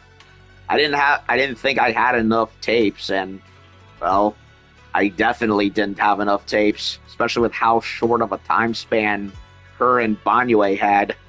And since Banyue had the least time available, well, I had so much fun with him, I was just like, you know what, fuck it. I'll get him and then Shunguang, which I was very lucky to get, who I was also very lucky to get. So yeah, sorry Dylan, I passed up on you once, but I won't do it again. Assuming I don't have to fight with another equally good character.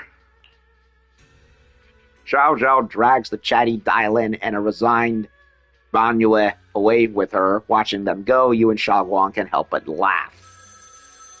As they're responding to your laughter, your phone suddenly starts to ring. Devil May Cry. You should be back at Phylum Heights by now, right? Is Xiaoguang with you? The mayor said he wants to have a word with you two. Yes, he has a lot of questions I have a lot of questions he needs answering, and I won't take no for an answer. Xiaoguang is right here. What's the matter? Sorry for the sudden call. I'll get straight to the point. Yes? First of all, thank you both for everything you've done during this incident. Without you, we never could have contained the disaster so quickly. Both of you have made invaluable contributions to Weifei and to New Eridu. Secondly, Miss Ye Shunguang, there's something important I need to inform you about. Uh-oh. In recognition of your outstanding performance during this crisis, I wish to award you New Eridu's highest honor, the title of Void Hunter. Really? So that's how it happened. Huh? I mean, when you fight a literal god and come out of it alive, I guess that's as high an honor as one can get, right? Hey, Wise, you've got some swordsmanship practice to do. You can't just be walking around all the time. I mean, yes, you're a proxy, you're still useful, but you've gone from having god eyes to a god hand. I think you might have to start hitting the gym and some kendo practice. But this wasn't just my achievement. It was something we all accomplished together. Don't worry. Everyone involved will receive their due praise and rewards. As for giving you the title of Void Hunter, it was decided after thorough consideration. First of all, your abilities fully meet the standards of a Void Hunter. New Eridu needs powerful individuals like you to protect the last embers of humanity. I find it funny how Yishuan was never given the title of Void Hunter when she could stand up toe-to-toe to Miyabi. Maybe she didn't want it. I don't know. I guess being Preceptor of Yunque's high enough. Besides that, I've also heard from Yishun about the Qingming sword. The pain you endured and the sacrifices you made for it truly earn you this honor. For these reasons, I sincerely hope you'll accept the title of Void Hunter.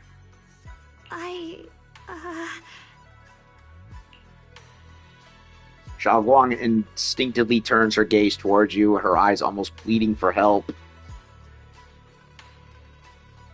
You're more than worthy of the title of Void Hunter. Don't overthink it. Choose what you truly want. Don't think about what others expect of you, or what responsibility demands. Just ask your heart what you truly want. Whatever your answer is, I'll support you. Okay. Aw. As if Xiaoguang has finally made up her mind, she takes a deep breath and speaks into the phone, her voice clearer and more resolute than ever before. I want to use the power of the Qingming sword, my own power, to help everyone and protect all that I hold dear. So, I accept it. Excellent. I'll handle the arrangements for the ceremony. Thank you both again for your remarkable contributions to humanity's future. After exchanging a few polite words with the mayor, you end the call. I guess I'm still a little nervous. Can I really live up to the title of Void Hunter and be like those great ones who came before me? But there's no point worrying about it now. If becoming a Void Hunter means I can make full use of the Qingming sword's power and better help everyone, then it's worth it. So long as we can keep the whole senses and memory sapping thing in check. You hear that, Mr. Qingming Sword? You better behave yourself. You seem more confident than before. You seem a lot more confident now. That's great. Yes, Shunguang's cheeks suddenly turned slightly red, her eyes darting away. Really? Well, it's all thanks to you.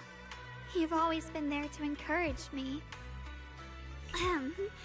Anyway, let's hurry back to Swabian Temple. We shouldn't keep everyone waiting. After returning to Swabian Temple, you and the others bask in the joy of having survived the ordeal. Meanwhile, in a dimly lit office, a single lamp casts its glow. A lone figure sits shrouded in shadow, their face hidden from view. Is it that joyous guy that was hinted at in the maze event, or is it somebody else? How rare. The unbeaten legend of Krampus looking so defeated. If I'm not mistaken, this is the first time you failed a mission, isn't it? The dialogue did not match again. If I'm not mistaken, this is the first time you've failed a mission, isn't it? It's completely backwards. Come on. Hey, MiHoYo, what were you doing? How had nobody checked this? Yes, the responsibility is mine alone. No matter what decision you make, I'll accept it. Even if you decide to expel me from Krampus, I still... What if I order you to obtain the Qingming sword for me, no matter the cost? Even if it means killing that sword master, Ye Shunguang. Yeah. I refuse. I like how Dylan and Banyue are standing there like statues. You dare to disobey my orders? Objectively, with my current strength, I can't defeat someone who's mastered the Qingming sword. That's a fact. Personally, I don't wish to harm her. So I'm sorry, I can't do it. Xiao Zhao, I've always thought you were a smart kid. But in this matter, you really... A long silence hangs in the air, so heavy it was almost suffocating. Then, from within the shadows, a soft chuckle breaks the tension. Managed to surprise me. Oh? Huh? Relax. I'm not planning to punish you. Quite the opposite. I'm pleased. I've been wondering when you'd finally grow out of that bad habit of yours. Thinking everything can be solved with equivalent exchange. Looks like this mission taught you something far more valuable than the mission itself. So it was a test. Yee. Really? That's interesting. And also, taking the Qingming sword was never my true intention. Come again? You've probably guessed already. This was just high ambitions and the others' order. Bunch of short-sighted fools chasing profit. But they'll probably move on to a different project soon. Something about... Void Hunter's weapons. Uh-oh. What do you mean? No matter what, remember this. Krampus Compliance Authority is forever loyal to TOPS, not to any single faction or individual.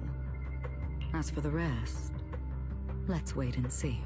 Okay, so Mrs. Krampus is playing her cards close to her chest, eh? The day of the Void Hunter anointment has finally arrived.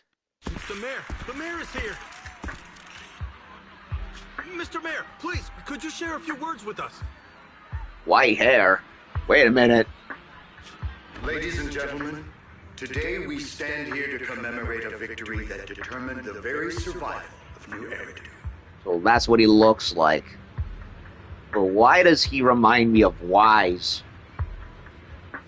The hair and the face. This victory doesn't belong to any one person. It belongs to each and every one of us. To all of New Eridu. Among them stands the current wielder of the Qingming sword, Monsieur Shunguang, the hero who carved a path through the deepest darkness to bring us dawn. And so, as the mayor of New Eridu, I hereby bestow upon her the city's highest honor, the title of Void Hunter. Shiny. Monsieur Shunguang, I know no title can truly measure all that you've given, or the sacrifices you've endured. But please, accept this. Because people need hope. A guiding light they can truly see and feel.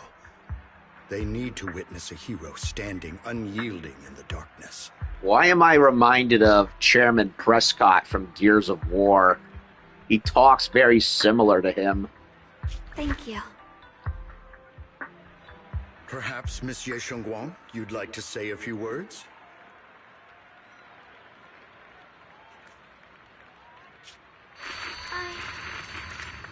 I'm not really good at speaking in front of so many people, but standing here today, there are indeed some things I want to say to all of you. Someone very important to me once told me that if I was in pain, he would feel it too. At the time, I didn't understand what those words meant. I thought that battles were my own, and so was the pain. I hear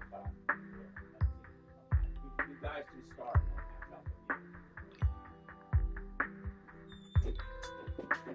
Oh, bad timing.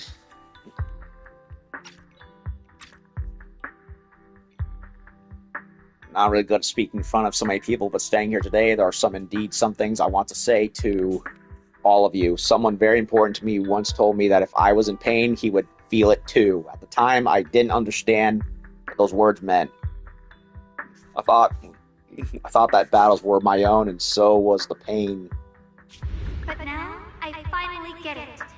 Those words stars were the answer to everything. I've realized that I can feel joy from the smell of coffee drifting around the corner, and happiness from the laughter of children. In the same way, I can feel heartbreak when people cry among the ruins, and sorrow at the pain of my companion's wounds. Maybe this world is still full of conflict and imperfection. Maybe people will always find reasons to turn against each other. But in some grander, or perhaps more hidden place, there must be something that binds all of us together.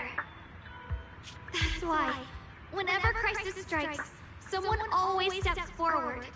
Like a single spark, a lantern swaying in the wind, flickering, yet never going out. And when all these faint lights, these tiny fireflies gather together, they'll illuminate even the longest night. In the past, I only fought because I was dragged into it. But now, I want to be one of these countless fireflies. Because I know dawn always comes. No matter how long the night lasts, morning will return. In the distant past, and in the far-flung future, countless others must have made the same choices I did. We are never alone. Therefore, I, Ye Shunguang, hereby solemnly swear to accept the title of Void Hunter. From this moment on, for new Eridu, and for our shared tomorrow, I offer my sword, my strength, and my life, until my very last breath. Beautifully said. A hero is not just a single individual, but the sun formed by the glimmers of light in all of us. Then, let us witness this moment together. The birth of a Void Hunter, keeper of the Qingming Sword, Ye Shunguang. May new Eridu's radiance endure forever. Thunderous applause fills the hall, echoing endlessly. Crowd cheers, paying their highest respect to the young Void Hunter. Only one person stands silently in the shadows. His expression remains calm as always. The corner of his lips rests a faint smile of relief he himself doesn't realize is there. Yes, Shiyuan. Yes, Shiyuan takes one last lingering look at the figure bathed in light upon the stage. Then, without a trace of hesitation, he turns away and walks alone against the tide of cheers. His silhouette fades into the darkness, leaving all the noise behind him. At that moment, I finally understood why the Qingming Sword chose her. Not me, nor anyone else. I once arrogantly believed her kindness was mere innocence. The naivety of someone sheltered from the storms of the world. I was wrong. That wasn't naivety. It was the courage to see through the darkness, yet still choose to embrace the light. It was something vast and overwhelming, powerful enough to drown everything, yet utterly genuine. A heart of compassion. The situation has settled for now, and Phylum Heights has finally recovered to its former prosperity. The long-sealed porcelain mine in Lemnian Hollow seems to be set to reopen soon. And so, the story comes to an end, and peace has returned to Waifei Peninsula. Just like Xiaoguang said, even if the world is full of conflict and imperfection, there's still something that binds us together. Maybe it's the unspoken trust we place in our companions, or the small acts of kindness we receive from strangers, or the way we manage, even in the face of despair, we spark that shared flame called courage. All these small yet significant connections eventually merge into something that feels like a miracle. Something steady enough to hold us all up, keeping us from falling into the abyss.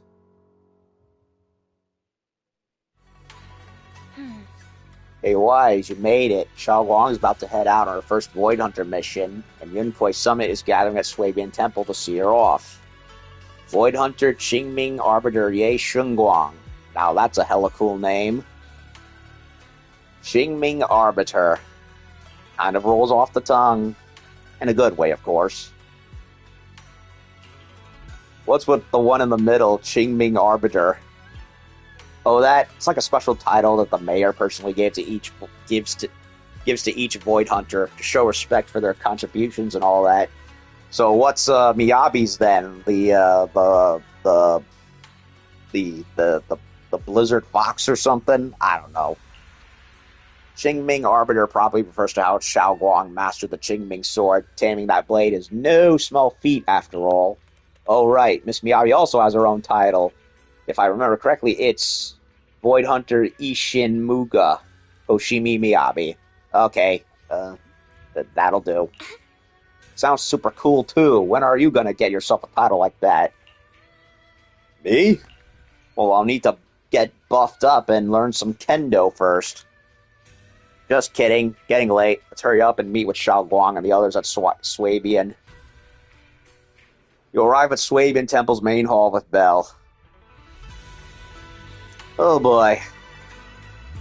Well, not counting the inevitable epilogue seasons before season 3 in general, assuming that's what they're gonna do, just like last time, that was very good. I will admit, season 2, it started off very strong. I liked the first chapter, and I really liked the second, the one that followed up with Obel Squad. The Obel Squad stuff was very heavy, and I also liked the chapter 2 with the introduction of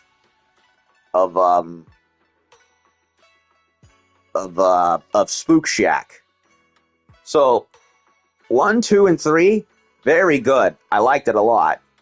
And then it kind of dipped a bit with 4 and 5. Like, I liked the whole Silent Hill town thing. I liked Lucia and Yidhari's introduction, but I did feel something was missing with that one. I couldn't explain it. I still liked it, but it was still nice. And then we got to meet Shunguang at the end of it, which was still hilarious. And then, speaking of which, the whole chapter with that introduced her fully, or fleshed her out more, but we couldn't play as her at the time. With Banyue and Dialin and Krampus and all that, I liked it, but it was plagued with the god-awful dialogue problem. Which was like, why? What was the problem? That and the only other big negative I had was the whole Swabian temple management. I didn't like that at all. I mean, it was fine at first, but the more that kept going and going, the less I liked it. It was like, can this be over with, please? But then it rebounded again with this entire chapter, with the, Shu Guang and the Qingming sword. The only thing I can say I'm disappointed with this chapter is that I wish Yishuan was with us way more. I still like that they brought her back to have more of her own character dilemma done, especially with her whole, the Qingming sword problem and all. I just wish she was in it more is all, because I loved Yishuan in her introductory chapter 1 of season 2. Well, her introductory chapter technically was one of the epilogues, but I really did like that first chapter for season 2 where we played around with her and got used to Phylum Heights. So a lot of people saying, oh, Yishuan is a boring character. I'm like, no. I really like Yishuan still, and I'm glad that they brought her back to wrap up that whole story arc. I just wish she was there a little more. Still, I can't complain about what we got with Shunguang, and I really like her a lot. So they definitely ended on a great character. They started off with a good one, ended on a great one, and tied a lot of shit together. So, and I did question before, where's all the AI stuff going to take to come into play? Well, it is coming.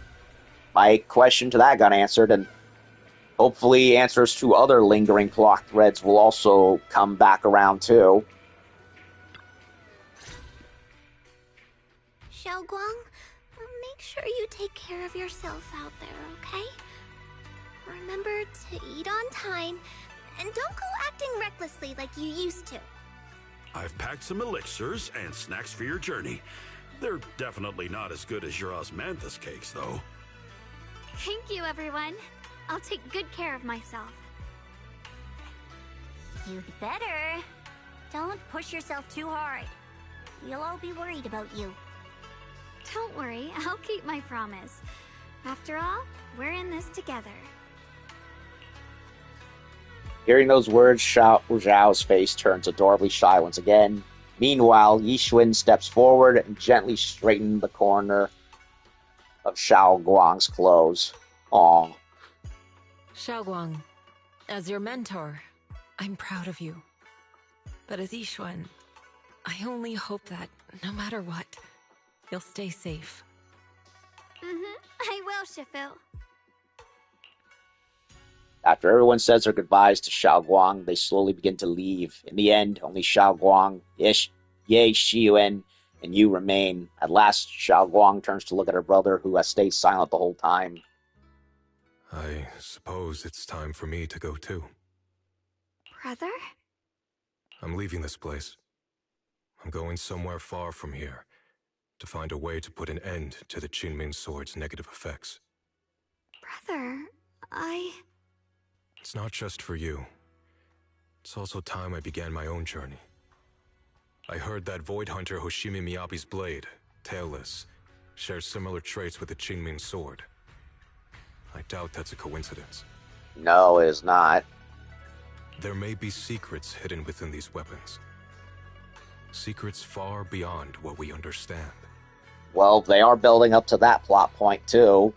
We got hints of it in the first season, really delved into it with this season, so and with Lady Sunbringer becoming more and more of a talk to name, they're definitely building up to something big with those. I want to uncover these secrets and find the truth hidden behind. And Topps wants them, so all the more reason. Xiaoguang, I still remember what you told me before. Don't worry. This time, I'll allow myself to be happy. Ye Shiyuan reaches out, wanting to pat his sister's head like he used to when they were little, but pauses midway and instead gently rests his hand on her shoulder. I've imagined it countless times, that if I could go back, I'd hide my sister away in the safest place, so that fate would never, ever find her. But I was wrong. No matter how many times it happened, when disaster struck, you would still make that choice. You would still pick up your sword and stand before everyone, just like now. Xiaoguang, as your brother, I'm very proud of you. I also know that every hardship and pain you've been through stands as proof of your strength. The cracks within you are where the light shines through. It's just that, if possible, I still hope you can stay away from the heart of the storm and find true happiness. Sorry. I guess I'm just that narrow-minded. I'm already happy right now. Really.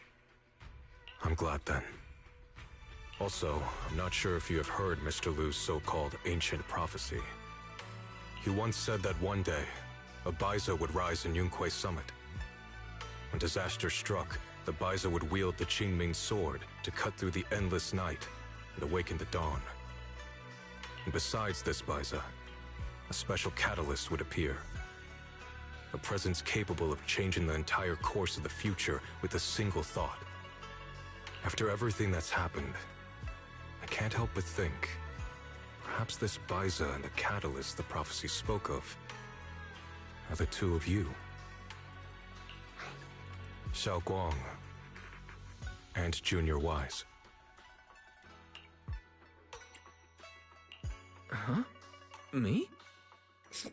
That's right. Throughout this whole ordeal, you were the one who stayed by Xiao Guang's side. I believe you both give each other great strength. Yes. If it weren't for Junior, I don't know how much longer I could have held on. It seems your meeting was no coincidence. As for the deeper meaning, only time will tell. All right, it's getting late. I'll be heading off now. Farewell, my sister. And Junior Wise. Ye Shiwen withdraws his hand without another word, giving Xiao Guang a deep nod. Then he turns toward the setting sun and walks away with quiet resolve.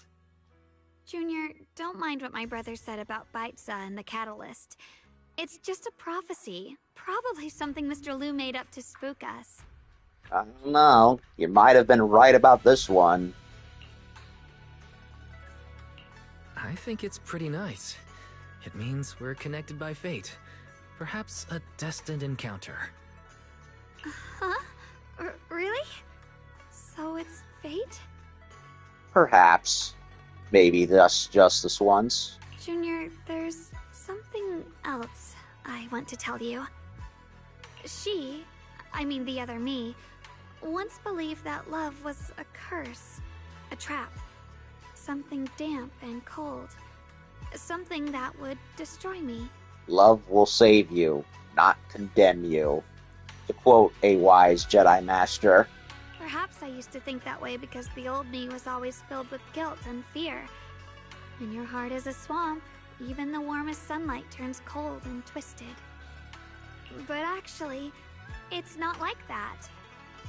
Love is a miracle, a strength, a warm hand that pulls me back to the world when I'm falling into endless darkness.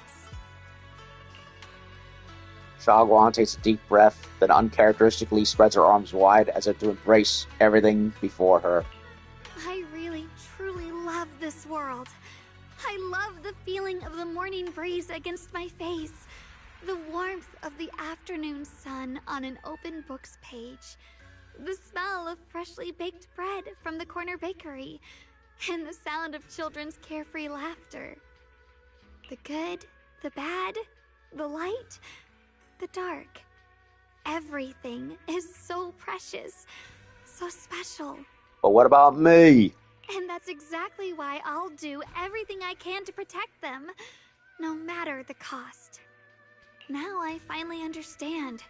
It wasn't just the Qingming sword that chose me. I chose it as well, along with everything it brings. I may be new as a Void Hunter, and there's so much left to learn. But I'll do my best. And also, thank you for staying by my side all this time.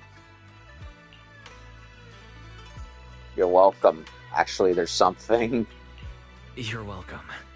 I actually have something to tell you. I prepared a little gift for you. Really?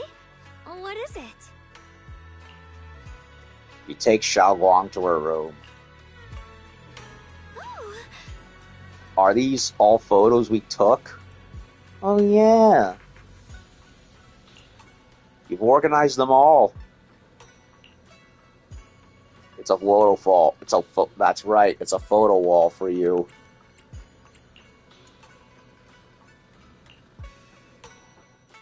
Countless photos carefully developed, framed, and hung cover the wall. They form a galaxy of warm, glimmering light, capturing all the beautiful moments you once shared. Xiao Guang freezes for a moment. She slowly steps forward, reaching out as her fingertips gently, almost reverently, brush over those captured moments in time. This is the one we took together, just before the ceremony that day. Aww.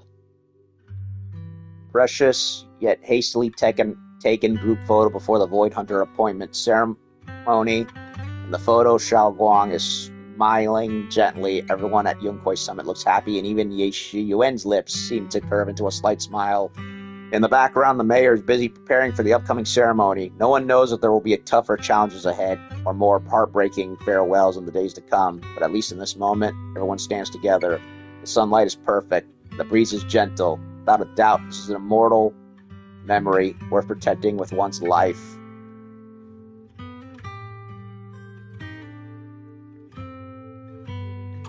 It was my first time speaking in front of so many people. Thinking back, it feels unbelievable. I'm just glad you and everyone else were there with me. And all the moments we shared before. You kept them all too. I remember the fragrant scent that filled the flower shop, the gentle melodies we listened to together, and the movies we watched. I didn't realize we'd already made so many wonderful memories together. Memories of the past will always leave their mark. No matter what happens in the future, the memories of the past will always leave their mark. I'll always remember them. I'll always remember you. Now kiss her, you fool! Junior, Make Foxy love to her right in this instant. Xiao Guang chokes up, still staring at the precious photos as her shoulders tremble. After a while, she turns around, eyes glistening with tears, yet her smile shines brighter than the sun. Thank you. This is the best gift I've ever received. I think everything we've been through together will become a memory I'll cherish forever. Put a ring on her finger, damn it! I don't know when the Qingming Sword side effects will return, or how long I'll be able to keep these memories. But because of these shining days, no matter what happens in the future, I feel like I'll have the courage to face it. Thank you for painting my life with such beautiful colors. Together, you and Xiao Guang relive the stories behind each photo, and at last, the time comes when you have to part ways. Oh, come on! Well, I should be going. No! Get back here and love me! Hug Xiao Guang. Without a word, you step forward and gently pull her into a hug. Yes, do it! Xiao Guang tenses up for a moment, then softly wraps her arms around you, returning the hug. Aww. Thank you for remembering me. Goodbye, Junior Wise. Xiao Guang smiles brightly, then turns toward the setting sun and takes the first step forward on her new journey as a Void Hunter. You stand there watching her figure fade away until she disappears completely into the glow of the setting sun. I hope Xiao Guang's first Void Hunter mission goes smoothly, though knowing her, she'll definitely be fine. It's a goodbye, but Xiao Guang's only leaving for a few days. She'll be back at Yunquay Summit soon enough, and we'll have plenty more chances to meet. For some reason, my eyes have been feeling a bit off these past few days. Maybe I should go talk to Belle about it. Well, we will be seeing her again because we have that follow-up event quest. Why, it's perfect timing. I've got something to tell you. I just got a message from the mayor. They've dug up some new intel about that creator we took down in Lemnian Hollow. That being who looks like Sarah, they're probably not the real creator. Oh, come on! But they possess the same power. They possess the power. The mayor said it was probably a creation of the creator, a powerful being crafted by imbuing Sarah's physical form with the creator's power. That creep was after Xiao Guang's body. Seems like only using Xiao Guang as a vessel could give them the most power, probably because of the Qingming sword. Xiao Guang must have found out beforehand and wanted to use it against them by trapping them in her own body to destroy them. Thank goodness you managed to remove them from Xiao Guang, Wise. Oh, right, that thing also held some of the first-generation Void Hunter Lady Sunbringer's power. Their eyes were the same color as Lady Sunbringer's. So wait, Lady Sunbringer is dead, right? But absorbed by the creator? So it was awakened previously, and she ended up being fed to the damn thing. It seems Lady Sunbringer did something in the Lemnian Hollow and left behind some of her power, and that power was exploited. Yeah, and Sarah was just the latest, well, quote-unquote, victim, for lack of better words. Speaking of which, didn't Lockspring say some rumors about Lady Sunbringer? Yeah, I was thinking the same thing, but Lockspringer also said that even though Lady Sunbringer faced misunderstandings and hostility, she ultimately chose love and forgiveness, so that thing must have stolen Lady Sunbringer's strength. The mayor calls him a messenger, but just the creator's creation alone holds such immense power that it almost destroyed the entire Wi-Fi Peninsula. Just how powerful are the enemies we're up against? But in the end, we still managed to defeat them. I'm certain the creator isn't invincible. Yeah, no matter what, we managed to protect Wi-Fi and New Eridu in the end. And then there's the thing with Teacher. Those visions of her you saw in Lemnian Hollow, she's definitely been keeping a lot from us. She might have really, but the one behind the fall of the old capital... There must be more to the story. There is always more to the story. I hope that's the case too. And about what you mentioned earlier, that strange figure talking to her, we still have too many mysteries to solve. And those weapons the teacher kept mentioning, the Qingming sword, the cursed blade tailless, what secrets are they hiding? So there's more of these weapons out there. Anyway, we need to do more digging into Teacher's situation. For some reason, a sudden sharp pain shoots through your vision. It hurts. Well, shit. And his hand's glowing too. Wise, what's wrong? You okay? Should we go to the hospital? Wait, your hand. He's got the Devil Bringer. Wait a minute, it's glowing yellow just like Bringer in his hand form.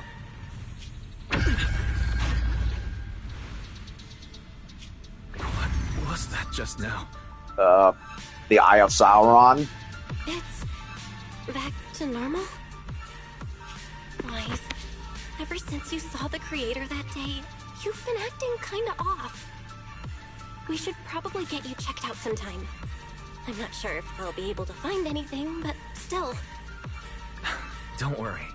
It's not as serious as it looks. Are you sure? Or maybe we should just ask the mayor later. He might know something. Let's just call it a day. We should get back to our rooms and rest up. Why? You're being a little too nonchalant about this shit. Wise. He is. He's being too... what's the word? I don't know.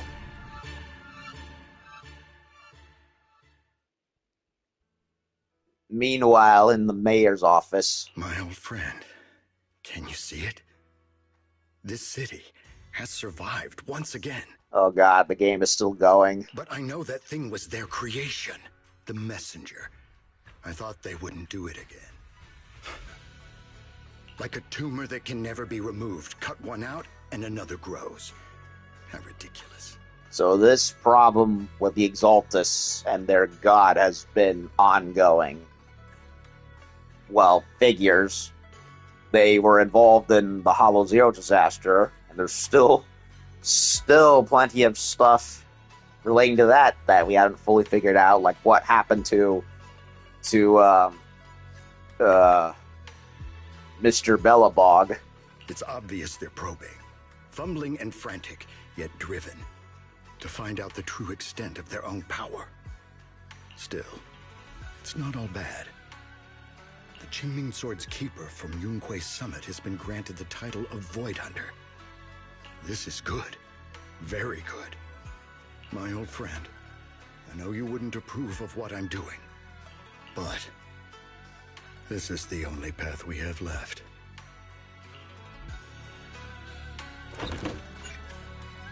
Who might mind to be accessed through the map. Completed.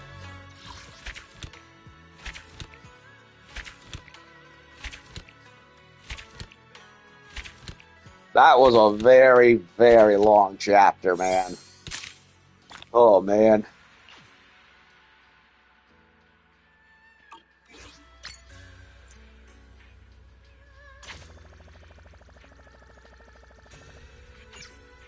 I'll always remember you.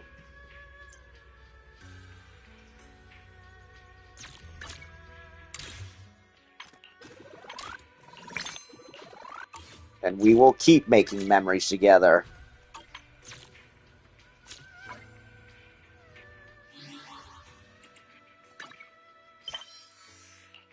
Oh, would you look at that? Side missions. And the Call of the Qingming quest, which we are definitely going to do.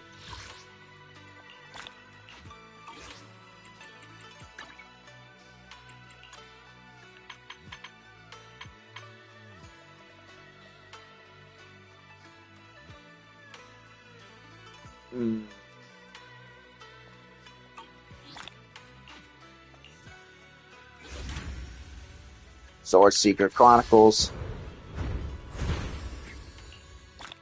My polychromes. Okay. Well, we did it. We finally completed the main story of Chapter 6 and wrapped up the bulk of Season 2. Assuming there's going to be epilogue missions leading into Season 3, which it looks like that will be the case. Like I said, I really liked it. As far as Season 2 is concerned, it started off very strong, dipped a bit in the middle, and then it crawled right back up again at the last at the 11th hour. So overall, I'm very happy. It was very long, but it was very fulfilling, and I really liked the overall story writing and everything. I like Yixuan. I really like Xunguang. Why is this freaking me out a little bit? He's acting a little flippant. That's the word I was looking for. Flippant over the whole thing. With the whole, having his eye turn into Sauron and his arm turning into a devil bringer right there. Yeah, you should probably talk to the mayor, Wise. I'm just saying. And I still ship with Yixuan, with Xiaoguang, whatever the name. And I will stand by that because they very, very, very clearly want that to be the thing. With how, she basically admits she loves him, and I told him to give her a hug. So there's going to be... So it's nice that they're giving another quest line for her. They really, really went way hard on Xiao Guang, and I'm very happy about it. Probably one of the most developed characters in the whole game. Rightfully so. And I can't wait to do Sword Seeker. And also the Return to Redo quest that we have right here. So I'm going to do both of those in due time. In the meantime, however, also we have side missions to do as well, but we'll get to those eventually. And I am hungry, and I have mac and cheese and fried chicken that has been waiting for me for the past 30 minutes, so I'm going to call it off here. Had a really good time with this one. I'm going to go get myself some well-deserved dinner, and then just relax and go to sleep, and I'll come back for more as soon as I possibly can. So, good ending, Cap. Really liked a lot of what happened. I like that we got little snippets of the other characters coming back, or at least the ones pertinent to Season 2, plus Miyabi. That was nice. And how it all kind of tied in together. And I also liked the Shiwen as well. Hopefully he'll probably be a character at some point that will play as. I almost guarantee it. Almost, because I've been wrong before. For Isolde. I still haven't fully forgotten over what happened. But anyway, that'll do it for tonight. I'll see y'all later when we do more follow-ups. Post Chapter 6. See y'all later. Bye-bye.